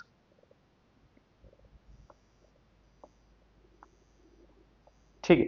अब यहाँ से आप एक चीज समझने की कोशिश कीजिए, मैं किसी भी पर्टिकुलर सेल पे हूँ, मैं कहाँ जा सकता हूँ, या तो मैं राइट जा सकता हूँ या मैं डाउन जा सकता हूँ। मैं किस पर्टिकुलर सेल पे गया, मैं अपने नेक्स्ट डायगोनल पे गया। अगर आपने डायगोनल का कॉन्सेप्ट देखा होगा, I am not remembering it correctly, like हम रो वाइज डायगोनल्स या कॉलम वाइज डायगोनल्स, हम कुछ अपने ग्रिड को, जब हम 2D ग्रिड को 1D ग्रिड में कर रहे होते थे, तो कुछ डायगोनल्स का मतलब बहुत बेसिक प्रॉब्लम्स है, हम काफी यूज करते हैं इन चीजों को ऑलरेडी। बट यहाँ पे हम कितनी एक अच्छी प्रॉब्लम में इसे यूज कर पाएंगे, ये देखिएगा। हमारे पास ये एक डायगोनल है, इस पर्टिकुलर डायगोनल पे जो भी मेरे पास सेल्स है वो हमेशा नेक्स्ट डायगोनल की सेल्स पे अपने जाएंगी। वो इसी वाले हमारे डायगोनल पे हमारे पास वैल्यूज आएंगी, वो किसी भी, या तो इधर आ रही है या इधर। सिमिलरली आप जब थर्ड वाले डायगोनल की बात करते हो, तो या तो मैं इस वाले सेल पे हूँ या इस पे हूँ, मैं यहाँ से भी इधर जा सकता हूँ या फिर मैं यहाँ से इधर जा सकता हूँ। मैं किन सेल्स पे जा सकता हूँ, जो इस पर्टिकुलर डायगोनल पे है, मैं सिर्फ उन्हीं सेल्स पे जा सकता हूँ, मैं और किसी भी सेल पे नहीं जा सकता। आप थोड़ा सा और एक्सटेंड करते हैं हम इसे, तो मैं थर्ड वाले पे, मैं यहाँ पे था, अब मैं कहाँ पे जा सकता हूँ, या तो मैं इधर या इधर, या इधर या इधर, या फिर इधर या फिर इधर। तो मतलब अगर मैं हर एक सेल को, अब मैं यहाँ पे हम किस तरीके से इस चीज को यूज करेंगे कि फॉर एग्जांपल मैं इस आई कॉमा जे सेल को इग्नोर करना चाहता हूँ। अब मैं इग्नोर करने के बाद मेरे पास नेक्स्ट बेस्ट पॉसिबल पाथ मेरे पास क्या होगा, तो बेस्ट पॉसिबल पाथ क्या होगा मेरे पास, जो भी मेरी नेक्स्ट डायगोनल होगी, सीधी सी बात है, मतलब कि जो भी मेरे पास पर्टिकुलर उस पॉइंट पे डायगोनल पे मेरे पास वैल्यूज होंगी, मैं उन्हीं सेल्स पे हूँ, मैं उन डायगोनल्स के थ्रू अलावा किसी भी और पर्टिकुलर सेल पे हो ही नहीं सकता हूँ। तो हम क्या करेंगे, हम इस particular I comma J cell को इग्नोर करेंगे और अपना जो बेस्ट पॉसिबल पाथ है वो इन डायगोनल्स में से किसी एक पर्टिकुलर सेल से निकाल लेंगे। हमारा फ्लो किस तरीके से होगा, हम जैसे कि डायगोनल्स होते हैं, यहाँ पे आई प्लस जे की वैल्यू मेरे पास कांस्टेंट रहेगी, और उन आई प्लस जे की वैल्यूज के हिसाब से, कांस्टेंट के हिसाब से, हम हर एक जो हमारे एक डायगोनल का हम एरे बना लेंगे, और उस डायगोनल के एरे में जितने भी मेरे पास ये पॉसिबल पाथ्स हैं, इन सभी पाथ की वैल्यूज का मैं यहाँ पे स्टोर कर लूंगा। और जब मैं आई कॉमा जे को इग्नोर करना चाह रहा हूँ, तो मैं इन डायगोनल्स में से एक मैक्सिमम वैल्यू को ले लूंगा, और उसके हिसाब से मैं अपने सॉल्यूशन को इवेल्युएट कर लूंगा, कैलकुलेट कर लूंगा। आई होप आप ये चीज समझ पा रहे होगे, हमने सेल बाय सेल सोचा। हमारे पास फर्स्ट ऑप्शन था कि हम सेल से गो थ्रू करेंगे, तो जब हम गो थ्रू करेंगे तो हम उस सेल को निगेट करके उसके कंट्रीब्यूशन को वहां से रिमूव कर देंगे, उसके नेगेटिव कंट्रीब्यूशन को वहां पे ऐड कर देंगे, तो वो सिंपल हमें समझ में आता है, हमारे बेसिक डीपी वाले क्लासिक डीपी से वो चीज हमारी सॉल्व हो रही थी। लेकिन जब हमें उसे सेल को इग्नोर करना है, हम उस सेल से को इग्नोर करके आगे जाना चाहते हैं, तो हमारे पास थोड़ी सी डिफिकल्टी आई। लेकिन हमें यहाँ पे भी समझ में आता है कि अगर मैं इस पर्टिकुलर सेल को इग्नोर करता हूँ, तो मैं किस पर्टिकुलर सेल पे हूँगा, नेक्स्ट नेक्स्ट पाथ के कैलकुलेट करने के लिए मैं उसके डायगोनल पे जितने भी मेरे पास पेयर्स है, जितने भी मेरे पास सेल्स है, मैं उन्हीं सारे सेल्स पे किसी पे हो सकता हूँ। तो मैं क्या करूंगा, उस पूरे डायगोनल पे उन सारे मतलब कि डायगोनल वाइज मैं पेयर्स को स्टोर कर लूंगा। मैं आपको एक बार पूरा फ्लो भी बताऊंगा तो आपको और अच्छी तरह से समझ में आएगा। सीधी सी बात है कि मैं उस डायगोनल पे जितने भी मेरे पास सेल्स है उनमें से एक मैक्सिमम वैल्यू को लूंगा और उस मैक्सिमम वैल्यू को अपने फाइनल आंसर को कैलकुलेट करने में मदद कर लूंगा, जैसे कि हम डीपी कैलकुलेट करते थे। कोड देखेंगे आपको आपको और अच्छी तरीके से समझ में आएगा। और इस डायगोनल में से भी मैक्सिमम वैल्यू को कैलकुलेट करने के लिए हम सिंपल प्रीफिक्स और सफिक्स का यूज कर लेंगे, जिससे कि ये काम हमारा क्या है, ओ ऑफ वन टाइम कॉम्प्लेक्सिटी में हो जाएगा। तो इससे हमारे पास जो टाइम कॉम्प्लेक्सिटी है वो O of N comma N times M में ही हमारे पास रह जाती है, जिससे कि मतलब कि एक बहुत एफिशिएंट हमारे पास यहाँ पे सॉल्यूशन निकल के आ जाता है। सो आई होप आपको प्रॉब्लम स्टेटमेंट पूरी समझ में आई होगी। थोड़ा सा मैंने यहाँ पे लिखा हुआ है पूरी फुल स्ट्रैटेजी हमारी कैसे होगी प्रॉब्लम को सॉल्व करने के लिए। हम क्या करेंगे, हर एक सेल आई कॉमा जे के लिए एंड जहां पर भी ए ऑफ आई की वैल्यू ग्रेटर देन जीरो, ये वाली चीज मैं आपको एक बार समझा देता हूँ। रैल्फ जो है वो किसी एक पर्टिकुलर सेल को चूज करेगा एफ आई कॉमा जे को, और उसे क्या है वो निगेट कर देगा। लेकिन आप एक चीज समझने की कोशिश कीजिए, अगर वो ऑलरेडी नेगेटिव वैल्यू को निगेट करेगा तो वो तो वैल्यू पॉजिटिव हो जाएगी, मतलब कि वो तो उस पर्टिकुलर सम को कंट्रीब्यूट करेगी, उस पर्टिकुलर पाथ के सम को और इंक्रीज करेगी। तो वो कोई भी नेगेटिव वैल्यू को चूज नहीं करेगा, वो कोई भी जीरो वैल्यू को चूज नहीं करेगा, वो क्या करेगा, हमेशा ग्रेटर देन जीरो वाली वैल्यू को चूज करेगा, या इक्वल्स टू जीरो वाली भी, मतलब पर वो किसी भी नेगेटिव वैल्यू को मॉडिफाई नहीं करेगा। ये चीज आपको ऑलरेडी मतलब समझ में आती होगी, कॉमन सेंस वाली चीज है कि यार अगर मैं नेगेटिव वैल्यू को नेगेटिव करूंगा दोबारा से तो वो पॉजिटिव हो जाएगी। और मैं चाहता हूँ माइकल एंजेलो का जो पाथ है वो मिनिमाइज करना, मैं उसे मैक्सिमाइज करना थोड़ी चाहता हूँ। अब क्योंकि मैं उसे मिनिमाइज करना चाहता हूँ तो मैं जितने भी मेरे पास ए ऑफ आई जे की वैल्यू ग्रेटर देन जीरो है उन सभी पे मैं कंप्यूट करूंगा best path going through this cell originally. मेरे पास क्या बेस्ट पाथ है अगर मैं इस सेल से जाना चाहता हूँ, या फिर मेरे पास बेस्ट क्या है अगर मैं इस पाथ को अवॉइड कर देना चाहता हूँ। और फिर कंप्यूट करूंगा, आउटकम मेरी हो जाएगी max of best through I comma J minus two of I comma J. Michael Angelo goes through flipped cell, वो फ्लिप्ड सेल से जाता है, नेगेटिव हमने minus two of that value हमने किया। या फिर माइकल एंजेलो अवॉइड करता है उसे, तो best path avoiding it I comma J. Best path avoiding it कैसे कैलकुलेट करेंगे वो मैंने आपको बताया कि हम डायगोनल्स में वैल्यूज को स्टोर करेंगे और उन डायगोनल्स में से एक मैक्सिमम वैल्यू को ले लेंगे और उसे करने के लिए हम प्रीफिक्स और सफिक्स की मदद लेंगे, जिससे ओ ऑफ वन में वो चीज हमारे पास कैलकुलेट होकर आ जाती है। And Ralph wants to minimize this outcome. Answer is equals to minimum over all such choices. जितने भी हमारे पास सेल्स हैं इन सारी चॉइसेस में से जिस भी चॉइस पे हमारे पास मिनिमम वैल्यू आती है वो हमारा क्या फाइनल आंसर हो जाएगा। तो इस तरीके से हम इस प्रॉब्लम को सॉल्व करेंगे, इस तरीके से हम इसके सॉल्यूशन तक आएंगे। एंड आई होप आपको क्लियरली समझ में आएगा। एक अगर हम थोड़ा सा नेचुरली या थोड़ी सी हमारी प्रैक्टिस अच्छी हो तो एक काफी इजी प्रॉब्लम भी हम उसको बोल सकते हैं। इजी तो नहीं पर काफी एक अच्छी प्रॉब्लम हो, डायगोनल वाली चीज हिट करनी हमारे पास इंपॉर्टेंट है कि हम पाथ को अवॉइड करके किस तरीके से सोच सकते हैं। तो वही थोड़ा सा इसमें सोचने की चीज थी। एक बार मैं आपको कोड भी समझा देता हूँ तो आपको और अच्छे क्लियरली समझ में आ जाएंगी चीजें। कोड्स कॉन्स्टेंट एडर्स वगैरह हमारे पास इनफाइनाइट वैल्यू मतलब सी प्लस प्लस में कोई जावा पाइथन में भी आप फॉलो कर पाएंगे। एंड विल स्टार्ट विद, हाँ मैं नीचे से बता देता हूँ। तो मेन फंक्शन हमारा स्टार्ट है, फास्ट इनपुट आउटपुट, टी की वैल्यू हमने रीड की, सॉल्यूशन को हमने कॉल किया है यहाँ पे simply. And this is our solution. Solution में एन और एम की वैल्यू को हमने रीड किया है। एंड एन और एम की वैल्यू को रीड करने के बाद हम सिंपली क्या किया है, हमने जो भी हमारे एरे थे हमने उन्हें रीड किया है। आपका DP of U up cell जाने के लिए, डीपी ऑफ डी डी हमारे पास क्या है नीचे वाली सेल पे आने के लिए। इस तरीके से हमने क्या है इन चीजों को इवेल्युएट किया है। एंड उसके बाद हमने फॉरवर्ड डीपी जो थी उसे इवेल्युएट किया। ये सिंपल जिस तरीके से हम डीपी में करते हैं वही सिंपल यहाँ पर भी बात है, आप खुद से कोड देख सकते हो। बैकवर्ड डीपी हमने किया है जो आई कॉमा जे से एन कॉमा एन तक जाने का जो भी हमारे पास बेस्ट पाथ है, या फिर आपका ऊपर हमने कैलकुलेट किया वन कॉमा वन से आई कॉमा जे तक जाने का जो भी हमारे पास बेस्ट पाथ है, वो सारी चीजें हमने कैलकुलेट की है यहाँ पे। And this is here. उसके बाद हम क्या करेंगे, we will group cells by diagonals, I plus J की वैल्यूज के हिसाब से हम अपने डायगोनल्स में ग्रुप करेंगे सारी वैल्यूज को। एंड उसके हिसाब से हम अपनी मैक्सिमम वैल्यू को कैलकुलेट करेंगे। डायगोनल्स में मैंने आपको बता दिया DP of I plus J पे वो कांस्टेंट रहती है, pushed back and I times M plus J जो भी हम चीजें उन्हें यहाँ पे इंडेक्सेस को स्टोर करके रख लेंगे। आपके आंसर की वैल्यू इनफाइनाइट हमने स्टोर की। एंड उसके बाद हम हर एक पर्टिकुलर डायगोनल पे जाएंगे और उसके हिसाब से हम चीजों को कैलकुलेट करने की यहाँ पे कोशिश करेंगे। एंड अगर लाइक कोड सिंपल यार आप खुद से रीड कर सकते हैं। जो भी हमारे पास प्रीफिक्स हमने कैलकुलेट किया, सफिक्स हमने उसे उन्हें कैलकुलेट किया है, जो भी हमारे पास पहली जो हमारे पास बेसिक क्लासिक डीपी वाली चीजें थी, गो थ्रू करने वाली चीज कि हम इससे गो थ्रू करते हैं तो हमारे पास बेस्ट पॉसिबल आंसर क्या आता है वो हमने कैलकुलेट किया है। और उसके बाद जो भी हमारे पास डायगोनल्स में वैल्यूज थी उनमें से मैक्सिमम वैल्यूज को कैलकुलेट करके अपने फाइनल आंसर तक हम यहाँ पे पहुंचे। कोड आप देख सकते हो, कोड आपको थोड़ा सा कॉम्प्लिकेटेड लग सकता है, मतलब सिंपली मैंने आपको चीजें तो समझाई दिया, कोड खुद से भी देखोगे तो आपको सारी चीजें समझ में आती चली जाएंगी। बाकी यार यही था इस पर्टिकुलर प्रॉब्लम का सॉल्यूशन। आई होप आपको समझ में आया होगा कैसे हमने चीज़ों को यूज़ किया। सिंपल यहाँ पे एक डीपी ऑन ग्रिड वाली चीज़ हमारे पास थी, ये डायगोनल वाली चीज़ थोड़ी सी एड करनी, थोड़ा सा यहाँ पे समझने की चीज़ होती है। बाकी प्रॉब्लम सिंपल ही थी एंड आई होप आपको समझ में आई होगी। एंड बाकी जो F1 वाली प्रॉब्लम है उसे स्टार्ट करते हैं, so we will move to that particular problem. हाँ, सो अपनी लास्ट प्रॉब्लम देखते हैं विच इज F1। इसमें हमारे पास क्या होता है, एक बार प्रॉब्लम स्टेटमेंट पढ़ता हूँ उसके बाद अपना समझने की कोशिश करेंगे, सॉल्यूशन की तरफ चलेंगे। काफ़ी एक अच्छी प्रॉब्लम है, काफ़ी सारी चीज़ें हमें यहाँ पे सीखने को मिलेंगी। एंड मैं पूरा कोशिश मेरी यही रहेगी, मैं आपको इंट्यूशन बिल्ड कराने की यहाँ पे कोशिश रहेगी, मैं आपको मैप कर सकूँ पुराने आइडियाज़ के से जो मैं ऑलरेडी चैनल में पढ़ा चुका हूँ कि कैसे उन आइडियाज़ की मदद से हम इस प्रॉब्लम को सॉल्व कर पाते हैं, और बहुत अच्छी तरीके से हम देखेंगे। काफ़ी एक अच्छी हमारे पास प्रॉब्लम है। सो ये इजी वर्जन है, हार्ड वर्जन हमारे पास बस उस पे के की वैल्यू आपके पास 10 चली जाती है। That's the only difference between these two problems. So problem में हमें बोला गया है given a tree consisting of n vertices, each vertex has a non negative integer av।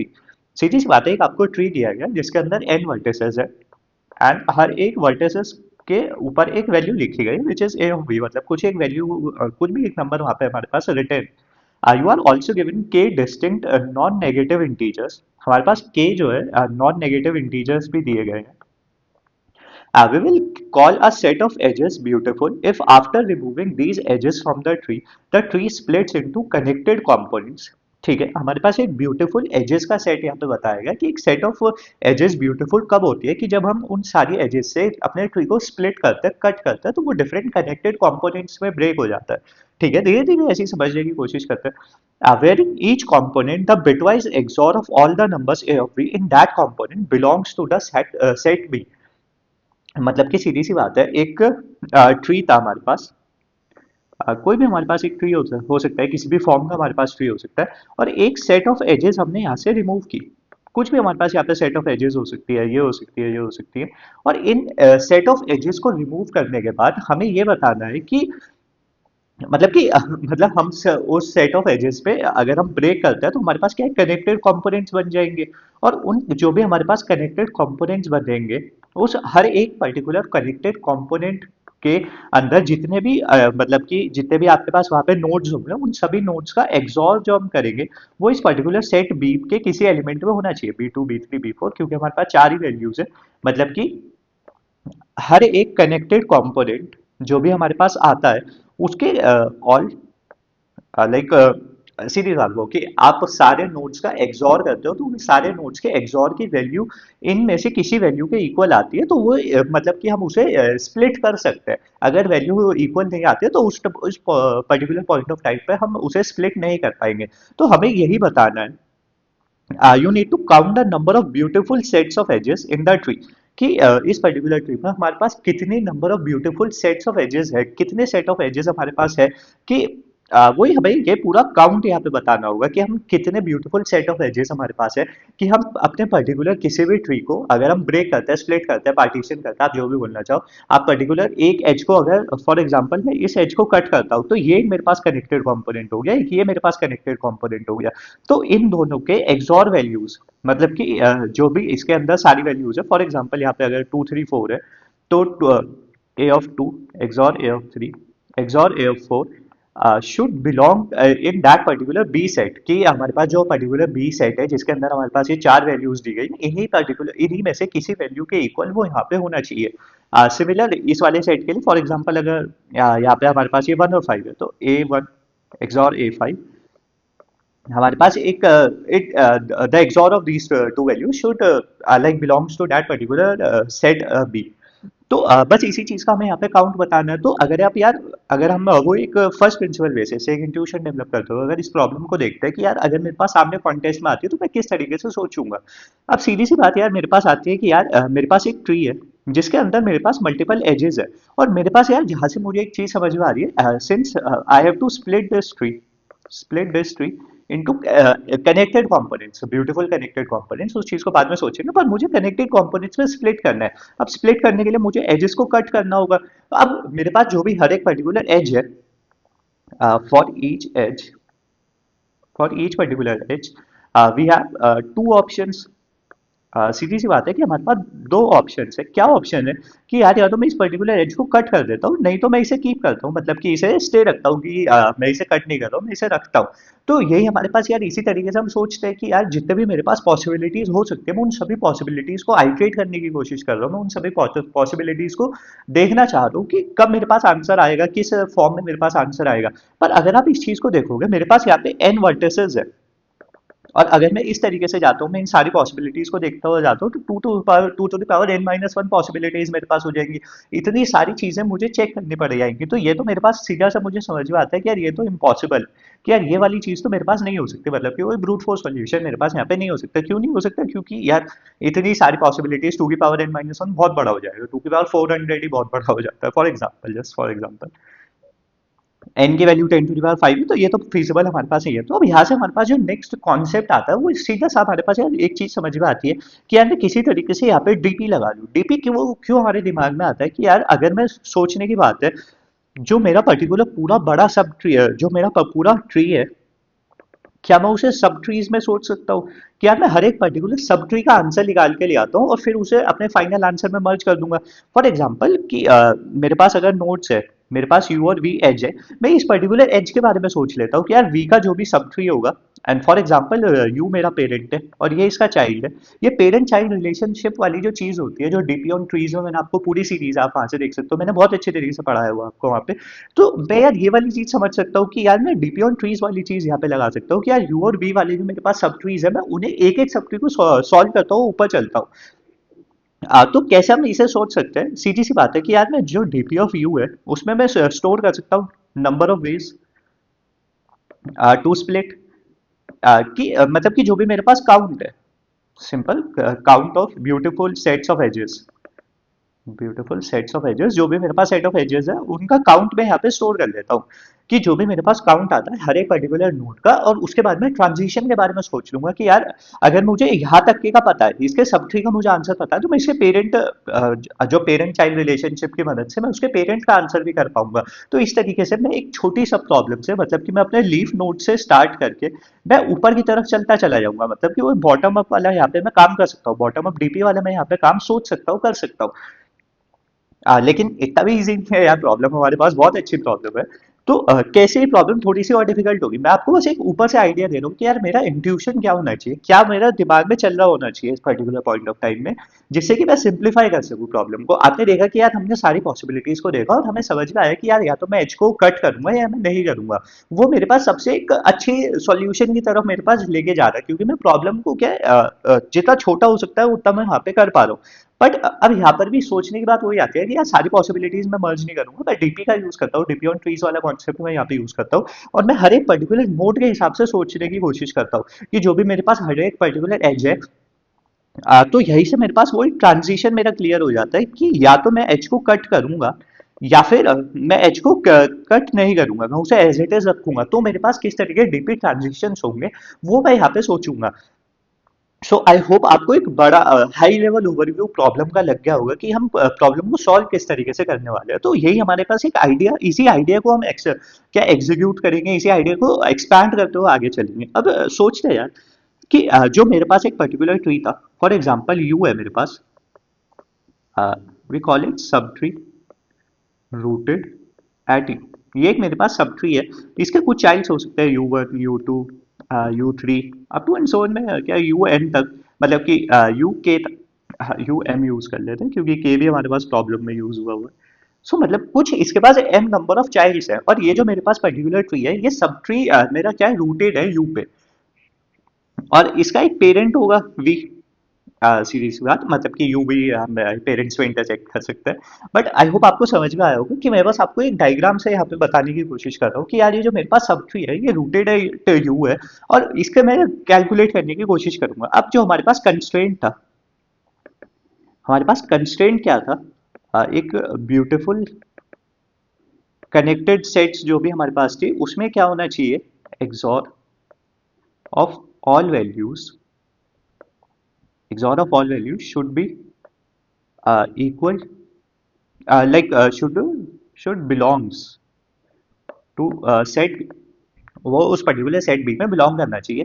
तो अब इस चीज को हम देखते हैं। अब हमने एक चीज देखी कि यार ये वाली जो मेरी एज है, ये यूवी वाली जो एज है, मैं इसके बारे में सोच रहा हूँ कि या तो मैं इसे कट करूंगा या फिर मैं इसे कट नहीं करूंगा। ये मेरे पास दो ऑप्शन थे, या तो मैं इसे कट करूंगा या मैं इसे कीप करूंगा। लेकिन मैं कुछ भी करूँ, मुझे एक तो चीज चाहिए कि यार मुझे एक्सॉर तो कैलकुलेट करना ही पड़ेगा ना इस पूरे का।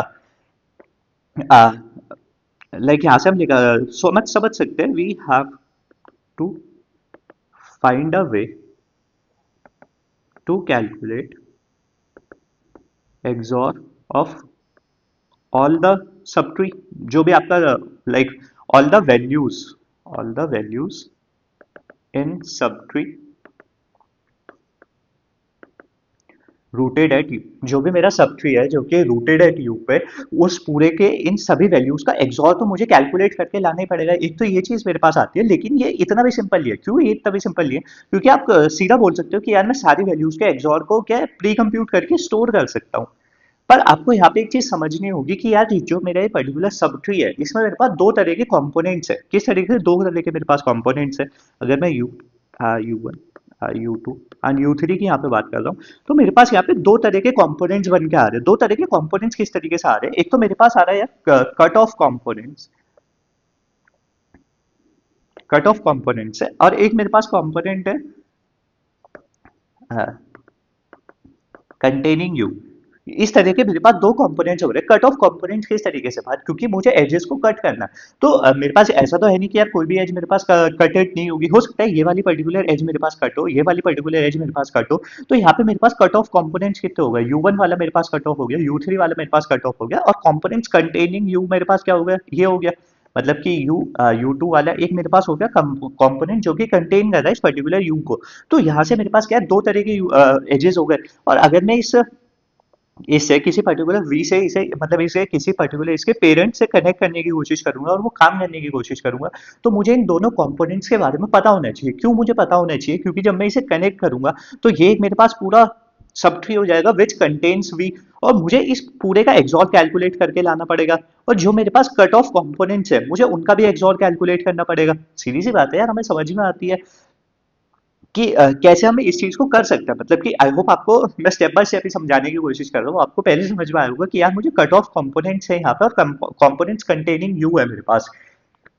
क्यों? क्योंकि मैंने कट ऑफ किए होंगे कुछ कंपोनेंट्स। हो सकता है मैंने सारे कर दिए हो, या अकेला ही बच रहा हो, कुछ भी, बहुत सारी यहाँ पे पॉसिबिलिटीज हो सकती हैं।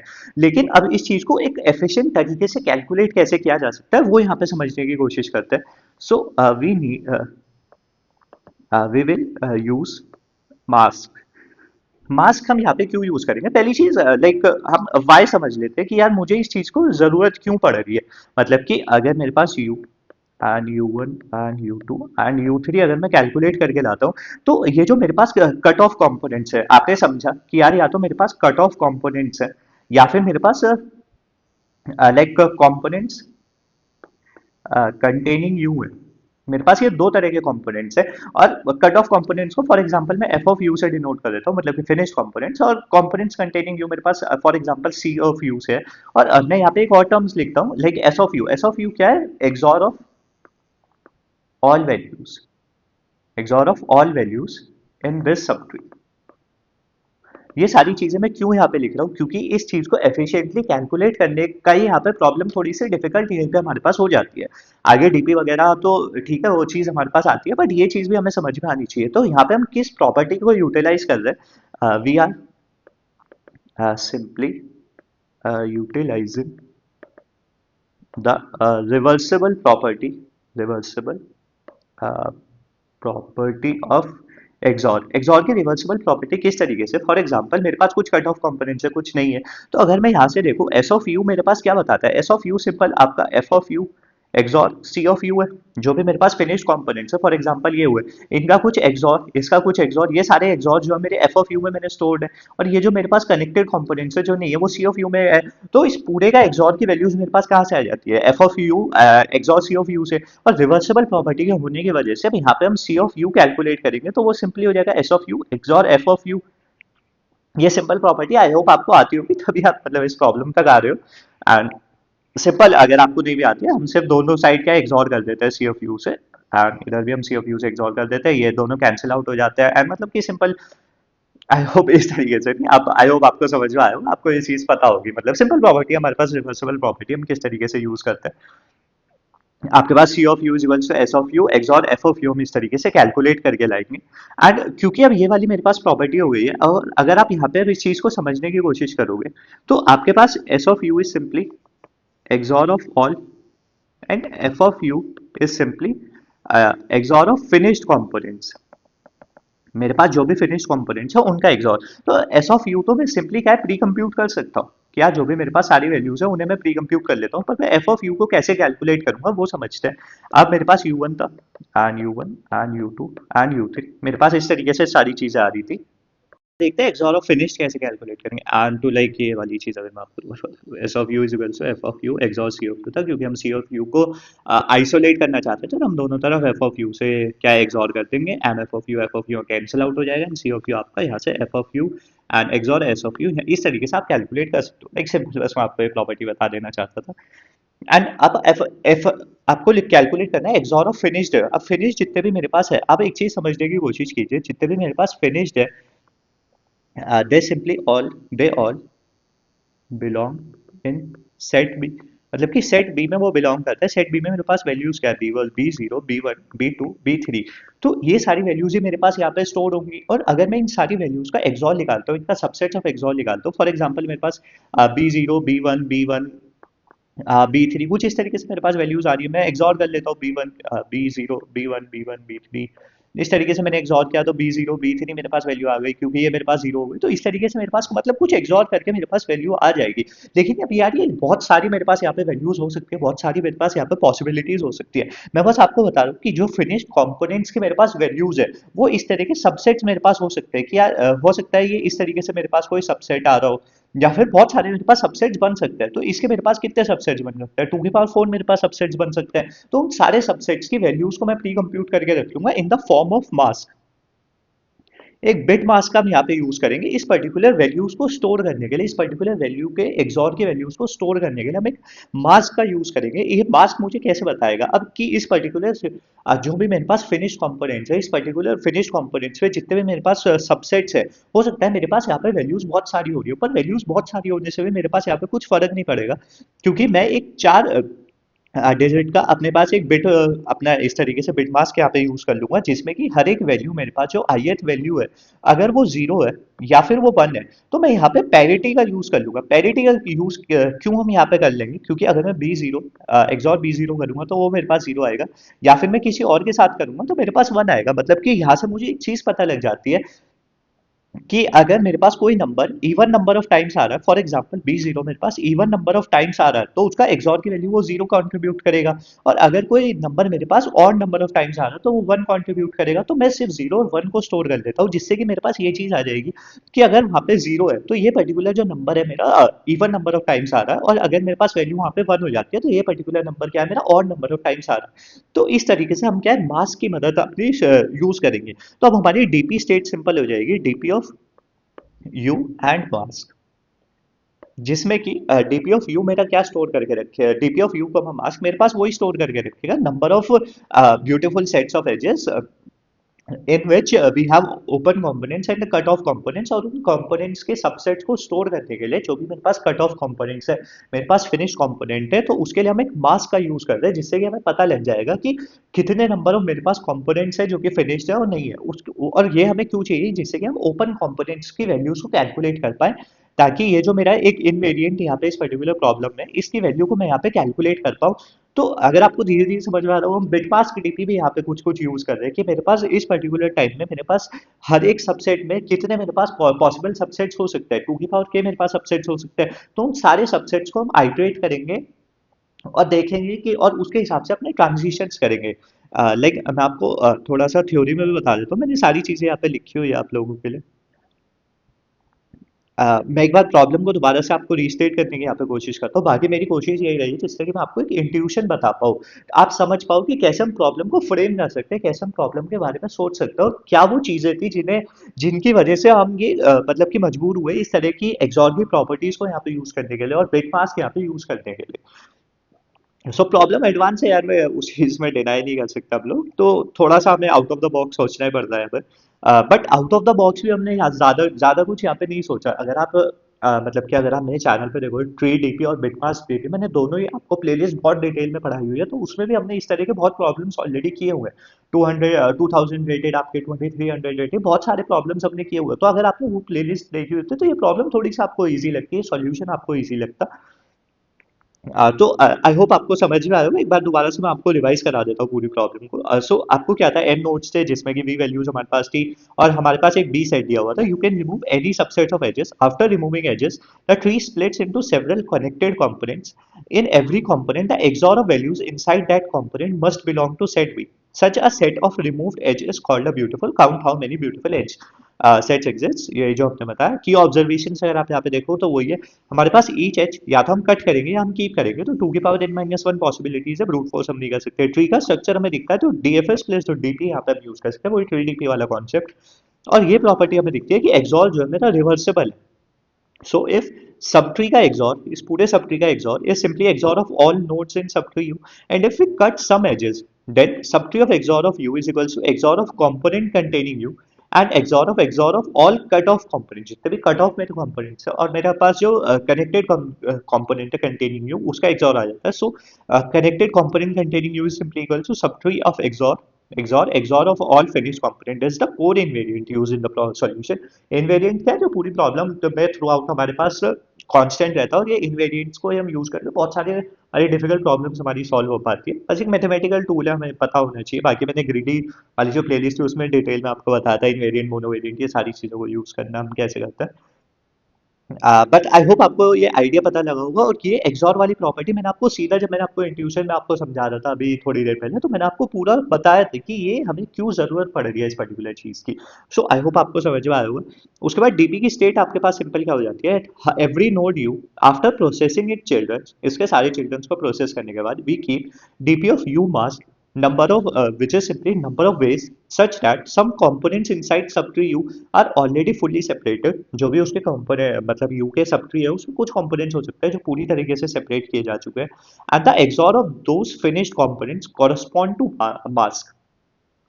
जो भी मेरे पास फिनिश कंपोनेंट्स है उन सभी को हमने क्या एक मास्क से रिप्रेजेंट किया। मैंने आपको बताया क्यों हमने मास्क से रिप्रेजेंट किया, और ये पर्टिकुलर मास्क का जो हर एक बिट है वो क्या रिप्रेजेंट करता है। मैंने आपको बिट मास्क डीपी वाली प्लेलिस्ट में बताया था, जो भी मेरे पास मास्क होता है उसे हम यूज करते हैं टू स्टोर सम इंफॉर्मेशन। कुछ इंफॉर्मेशन को हम स्टोर करने के लिए यहाँ पे यूज करते हैं, जिससे कि 0 और 1 की मदद से कुछ इंफॉर्मेशन को हम स्टोर कर सकते हैं। यहाँ पे हमने पैरिटी को यूज किया है, जिससे कि हम फाइनली एक्सॉर को इजीली कैलकुलेट कर पाते हैं। So the component containing U's still open, इस तरीके हमारे पास वहाँ पे कंपोनेंट होंगे।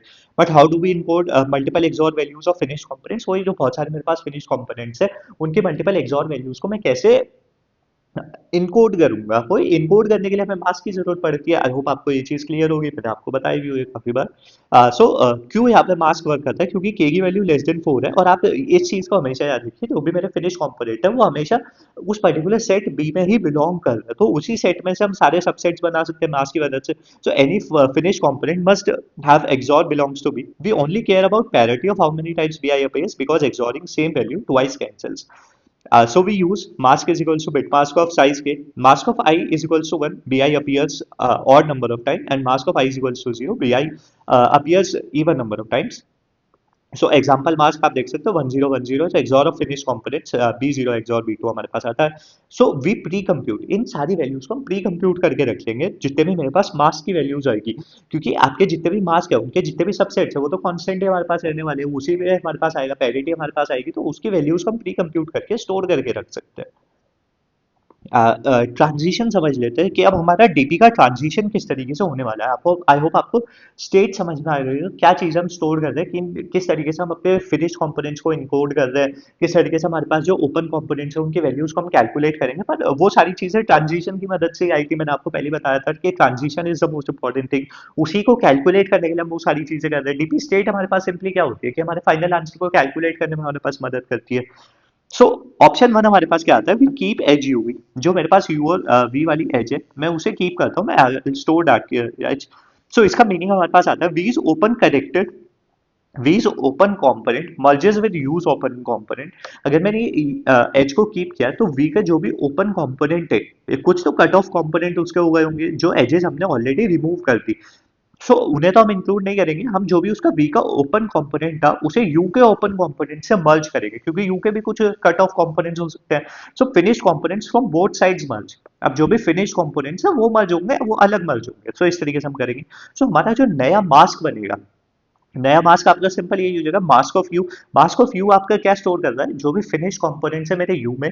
और मास्क ऑफ वी आपका क्या स्टोर कर रहा है, जो कि फिनिश कंपोनेंट्स है मेरे वी में। उन्हें हमने मर्ज किया और उसके जैसे हम आगे बढ़े। तो ट्रांजिशन आपका सिंपल हो गया। जो भी आपकी नेक्स्ट डीपी होगी यू की, तो उसका DP of new mask plus equals to DP of U mask of U, U के मास्क के जितने भी हमारे पास वैल्यूज आ रही है, multiply by DP of V mask of U. Multiply हम क्यों कर रहे हैं, सिंपल कॉम्बिनेटोरिक से हमारी, आई होप आपको इतना आता होगा। सिंपल ट्रांजिशन इस तरीके से हमने किया, न्यू मास्क हमने बताया, जो भी हमारे ओपन कंपोनेंट्स थे उन्हें हमने स्टोर किया, जो भी हमारे फिनिश कंपोनेंट्स थे उन्हें हमने मर्ज किया, और उस तरीके से हमने नए मास्क को कैलकुलेट किया। अब यहाँ पे थोड़ी इंपॉर्टेंट चीज हमारे पास है कि हम जब कट कर दे रहे हैं एज को, अब जब हमने कट कर दिया अपनी एज को, तो यू और वी मेरे पास था, मैंने इस एज को कट कर दिया, तो ये जो मेरा वी था ये अब मेरा एक फिनिश कंपोनेंट की तरह काम करेगा। So meaning the open component at V becomes a finished component. That finished component must have XOR belongs to B. जो मेरा फिनिश कंपोनेंट बना है वी वाला, वो बी में क्या एग्जिस्ट करना चाहिए, बिलोंग करना चाहिए। And what is the XOR of the component at V, simply open जो भी मेरे पास कनेक्टेड था टोटल में से एग्जॉर कर देंगे मास्क वैल्यूज जो भी थी हमारी मास्क को बी से। अब मास्क वैल्यूज के एक एरे प्री कंप्यूट करके हमने स्टोर किया हुआ था, और मास्क भी हमें बता देता है जो भी मेरे पास फिनिश कंपोनेंट्स है उनकी इन्फॉर्मेशन।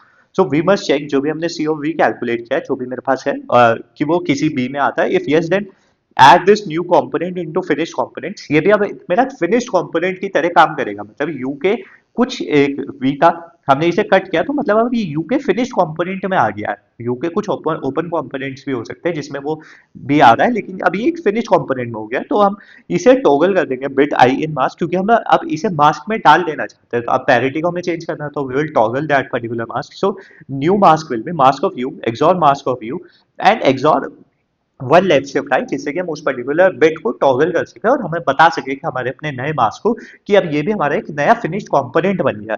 सो ट्रांजिशन से new mask is equal to plus is equal to DP of U mask of U and multiply by DP of V mask of V. I hope you get this idea.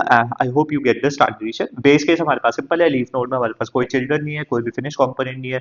So open component का XOR A of U के equal, so S of U equals to A of U, DP of U comma 0 equals to 1, क्योंकि उस time पे हमारे पास कोई भी edges है ही नहीं अभी के लिए। तो लीफ नोड हमारे इस तरीके से हुआ, और we will just go bottom up और अपने पेरेंट्स को फिल करते हुए चले जाएंगे, जैसे हम सिंपल ट्री डीपी में करते थे। और यहाँ पे बिटमास डीपी भी हमने यूज किया, तो उन दोनों कॉन्सेप्ट्स को यूज करके हम आगे चलते हैं। एक बार मैं आपको कोड भी समझा देता हूँ, बाकी आप खुद से भी क्लियरली समझने की कोशिश कीजिएगा। हमने कांस्टेंट हेडर्स वगैरह यूज किए, मॉड की वैल्यू हमने यूज की, क्योंकि हम जब भी काउंट करते हैं चीजें तो मॉड आ ही जाता है, क्योंकि वैल्यूज बड़ी हो सकती है।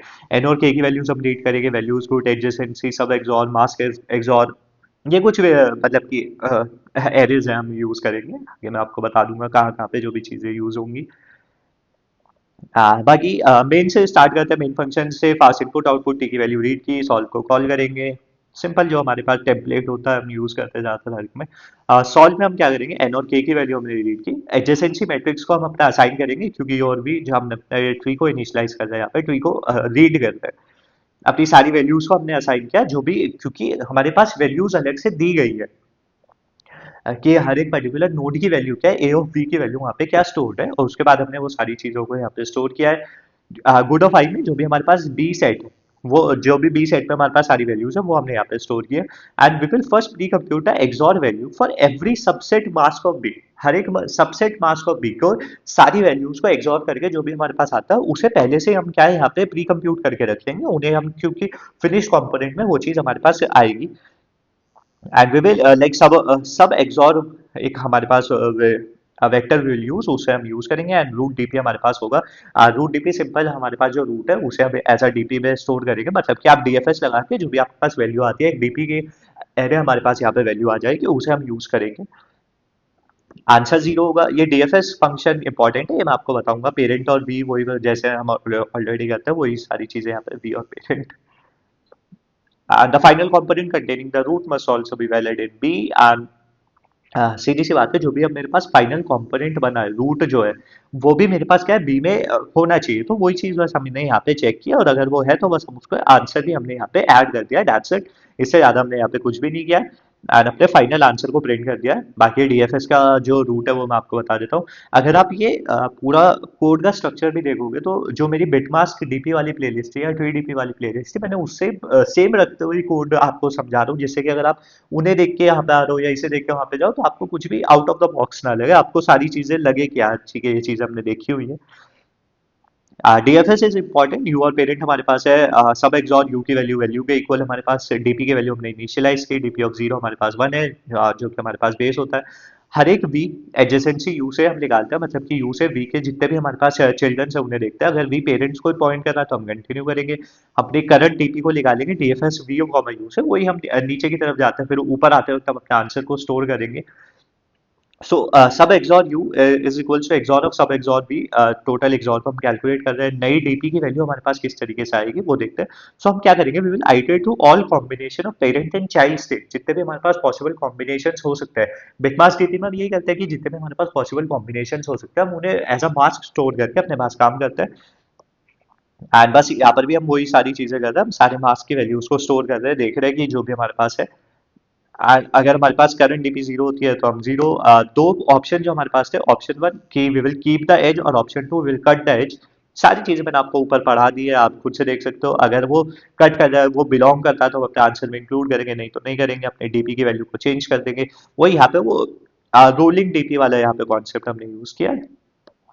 आई होप ये वाली चीज भी आपको ऑलरेडी आती हो। कोड आप खुद से देख सकते हो, बहुत सिंपल है, आपको सारी चीजें समझ में आ जाएंगी। बाकी ये वाले क्या था, F1 था हमारे पास प्रॉब्लम। बाकी जो ऊपर के A B C D E F थे वो सारे मैं आपको ऑलरेडी बता चुका हूँ। डिवीजन टू हमारे पास कॉन्टेस्ट है, काफी अच्छा कॉन्टेस्ट है यार, एंड आई होप आपको समझ में आया होगा। F2 में के की वैल्यू 10 हो जाती है, आप खुद से ट्राई कर सकते हो, बाकी मुझे टाइम नहीं मिल पाया उसे सॉल्व करने का in the given constant time, और मैंने खुद से बाद में भी देखा, थोड़ा सा डिफिकल्ट है वो। अगर मैं उसे कर पाया तो मैं आपको आप सॉल्व करके उसका सॉल्यूशन शेयर कर दूंगा डिस्कॉर्ड वगैरह पे। एंड बाकी आई होप आपको समझ में आया होगा, आपको पूरी प्लेलिस्ट समझ में आई होगी। अगर आपको ये कॉन्सेप्ट डिटेल में सीखना है कि आप खुद से भी कॉन्टेस्ट में आए, खुद से सॉल्व कर पाओ ये सारी चीज़ों को, तो ज़्यादातर मैंने ये सारी चीज़ें ऑलरेडी अपने चैनल पे डाली हुई हैं, आप वहाँ से रेफर कर सकते हो, आप देख सकते हो। एंड बस बाद में तो यार यही चीज़ देखिए, अगर आपको अच्छा लगा हो तो प्लीज़ वीडियो को लाइक कीजिएगा एंड प्लीज़ कमेंट करके ज़रूर बताइएगा कि आपको ये आइडियाज़ कैसे लगे, आपको ये प्रॉब्लम्स कैसी लगी। And please do share it with your friends, it really means a lot to me when you share. And please do subscribe to the channel if you want me to make these types of videos, make these types of tutorial, please do like, share and comment and subscribe. And that's it for this video, and have a nice day. See you in the next video.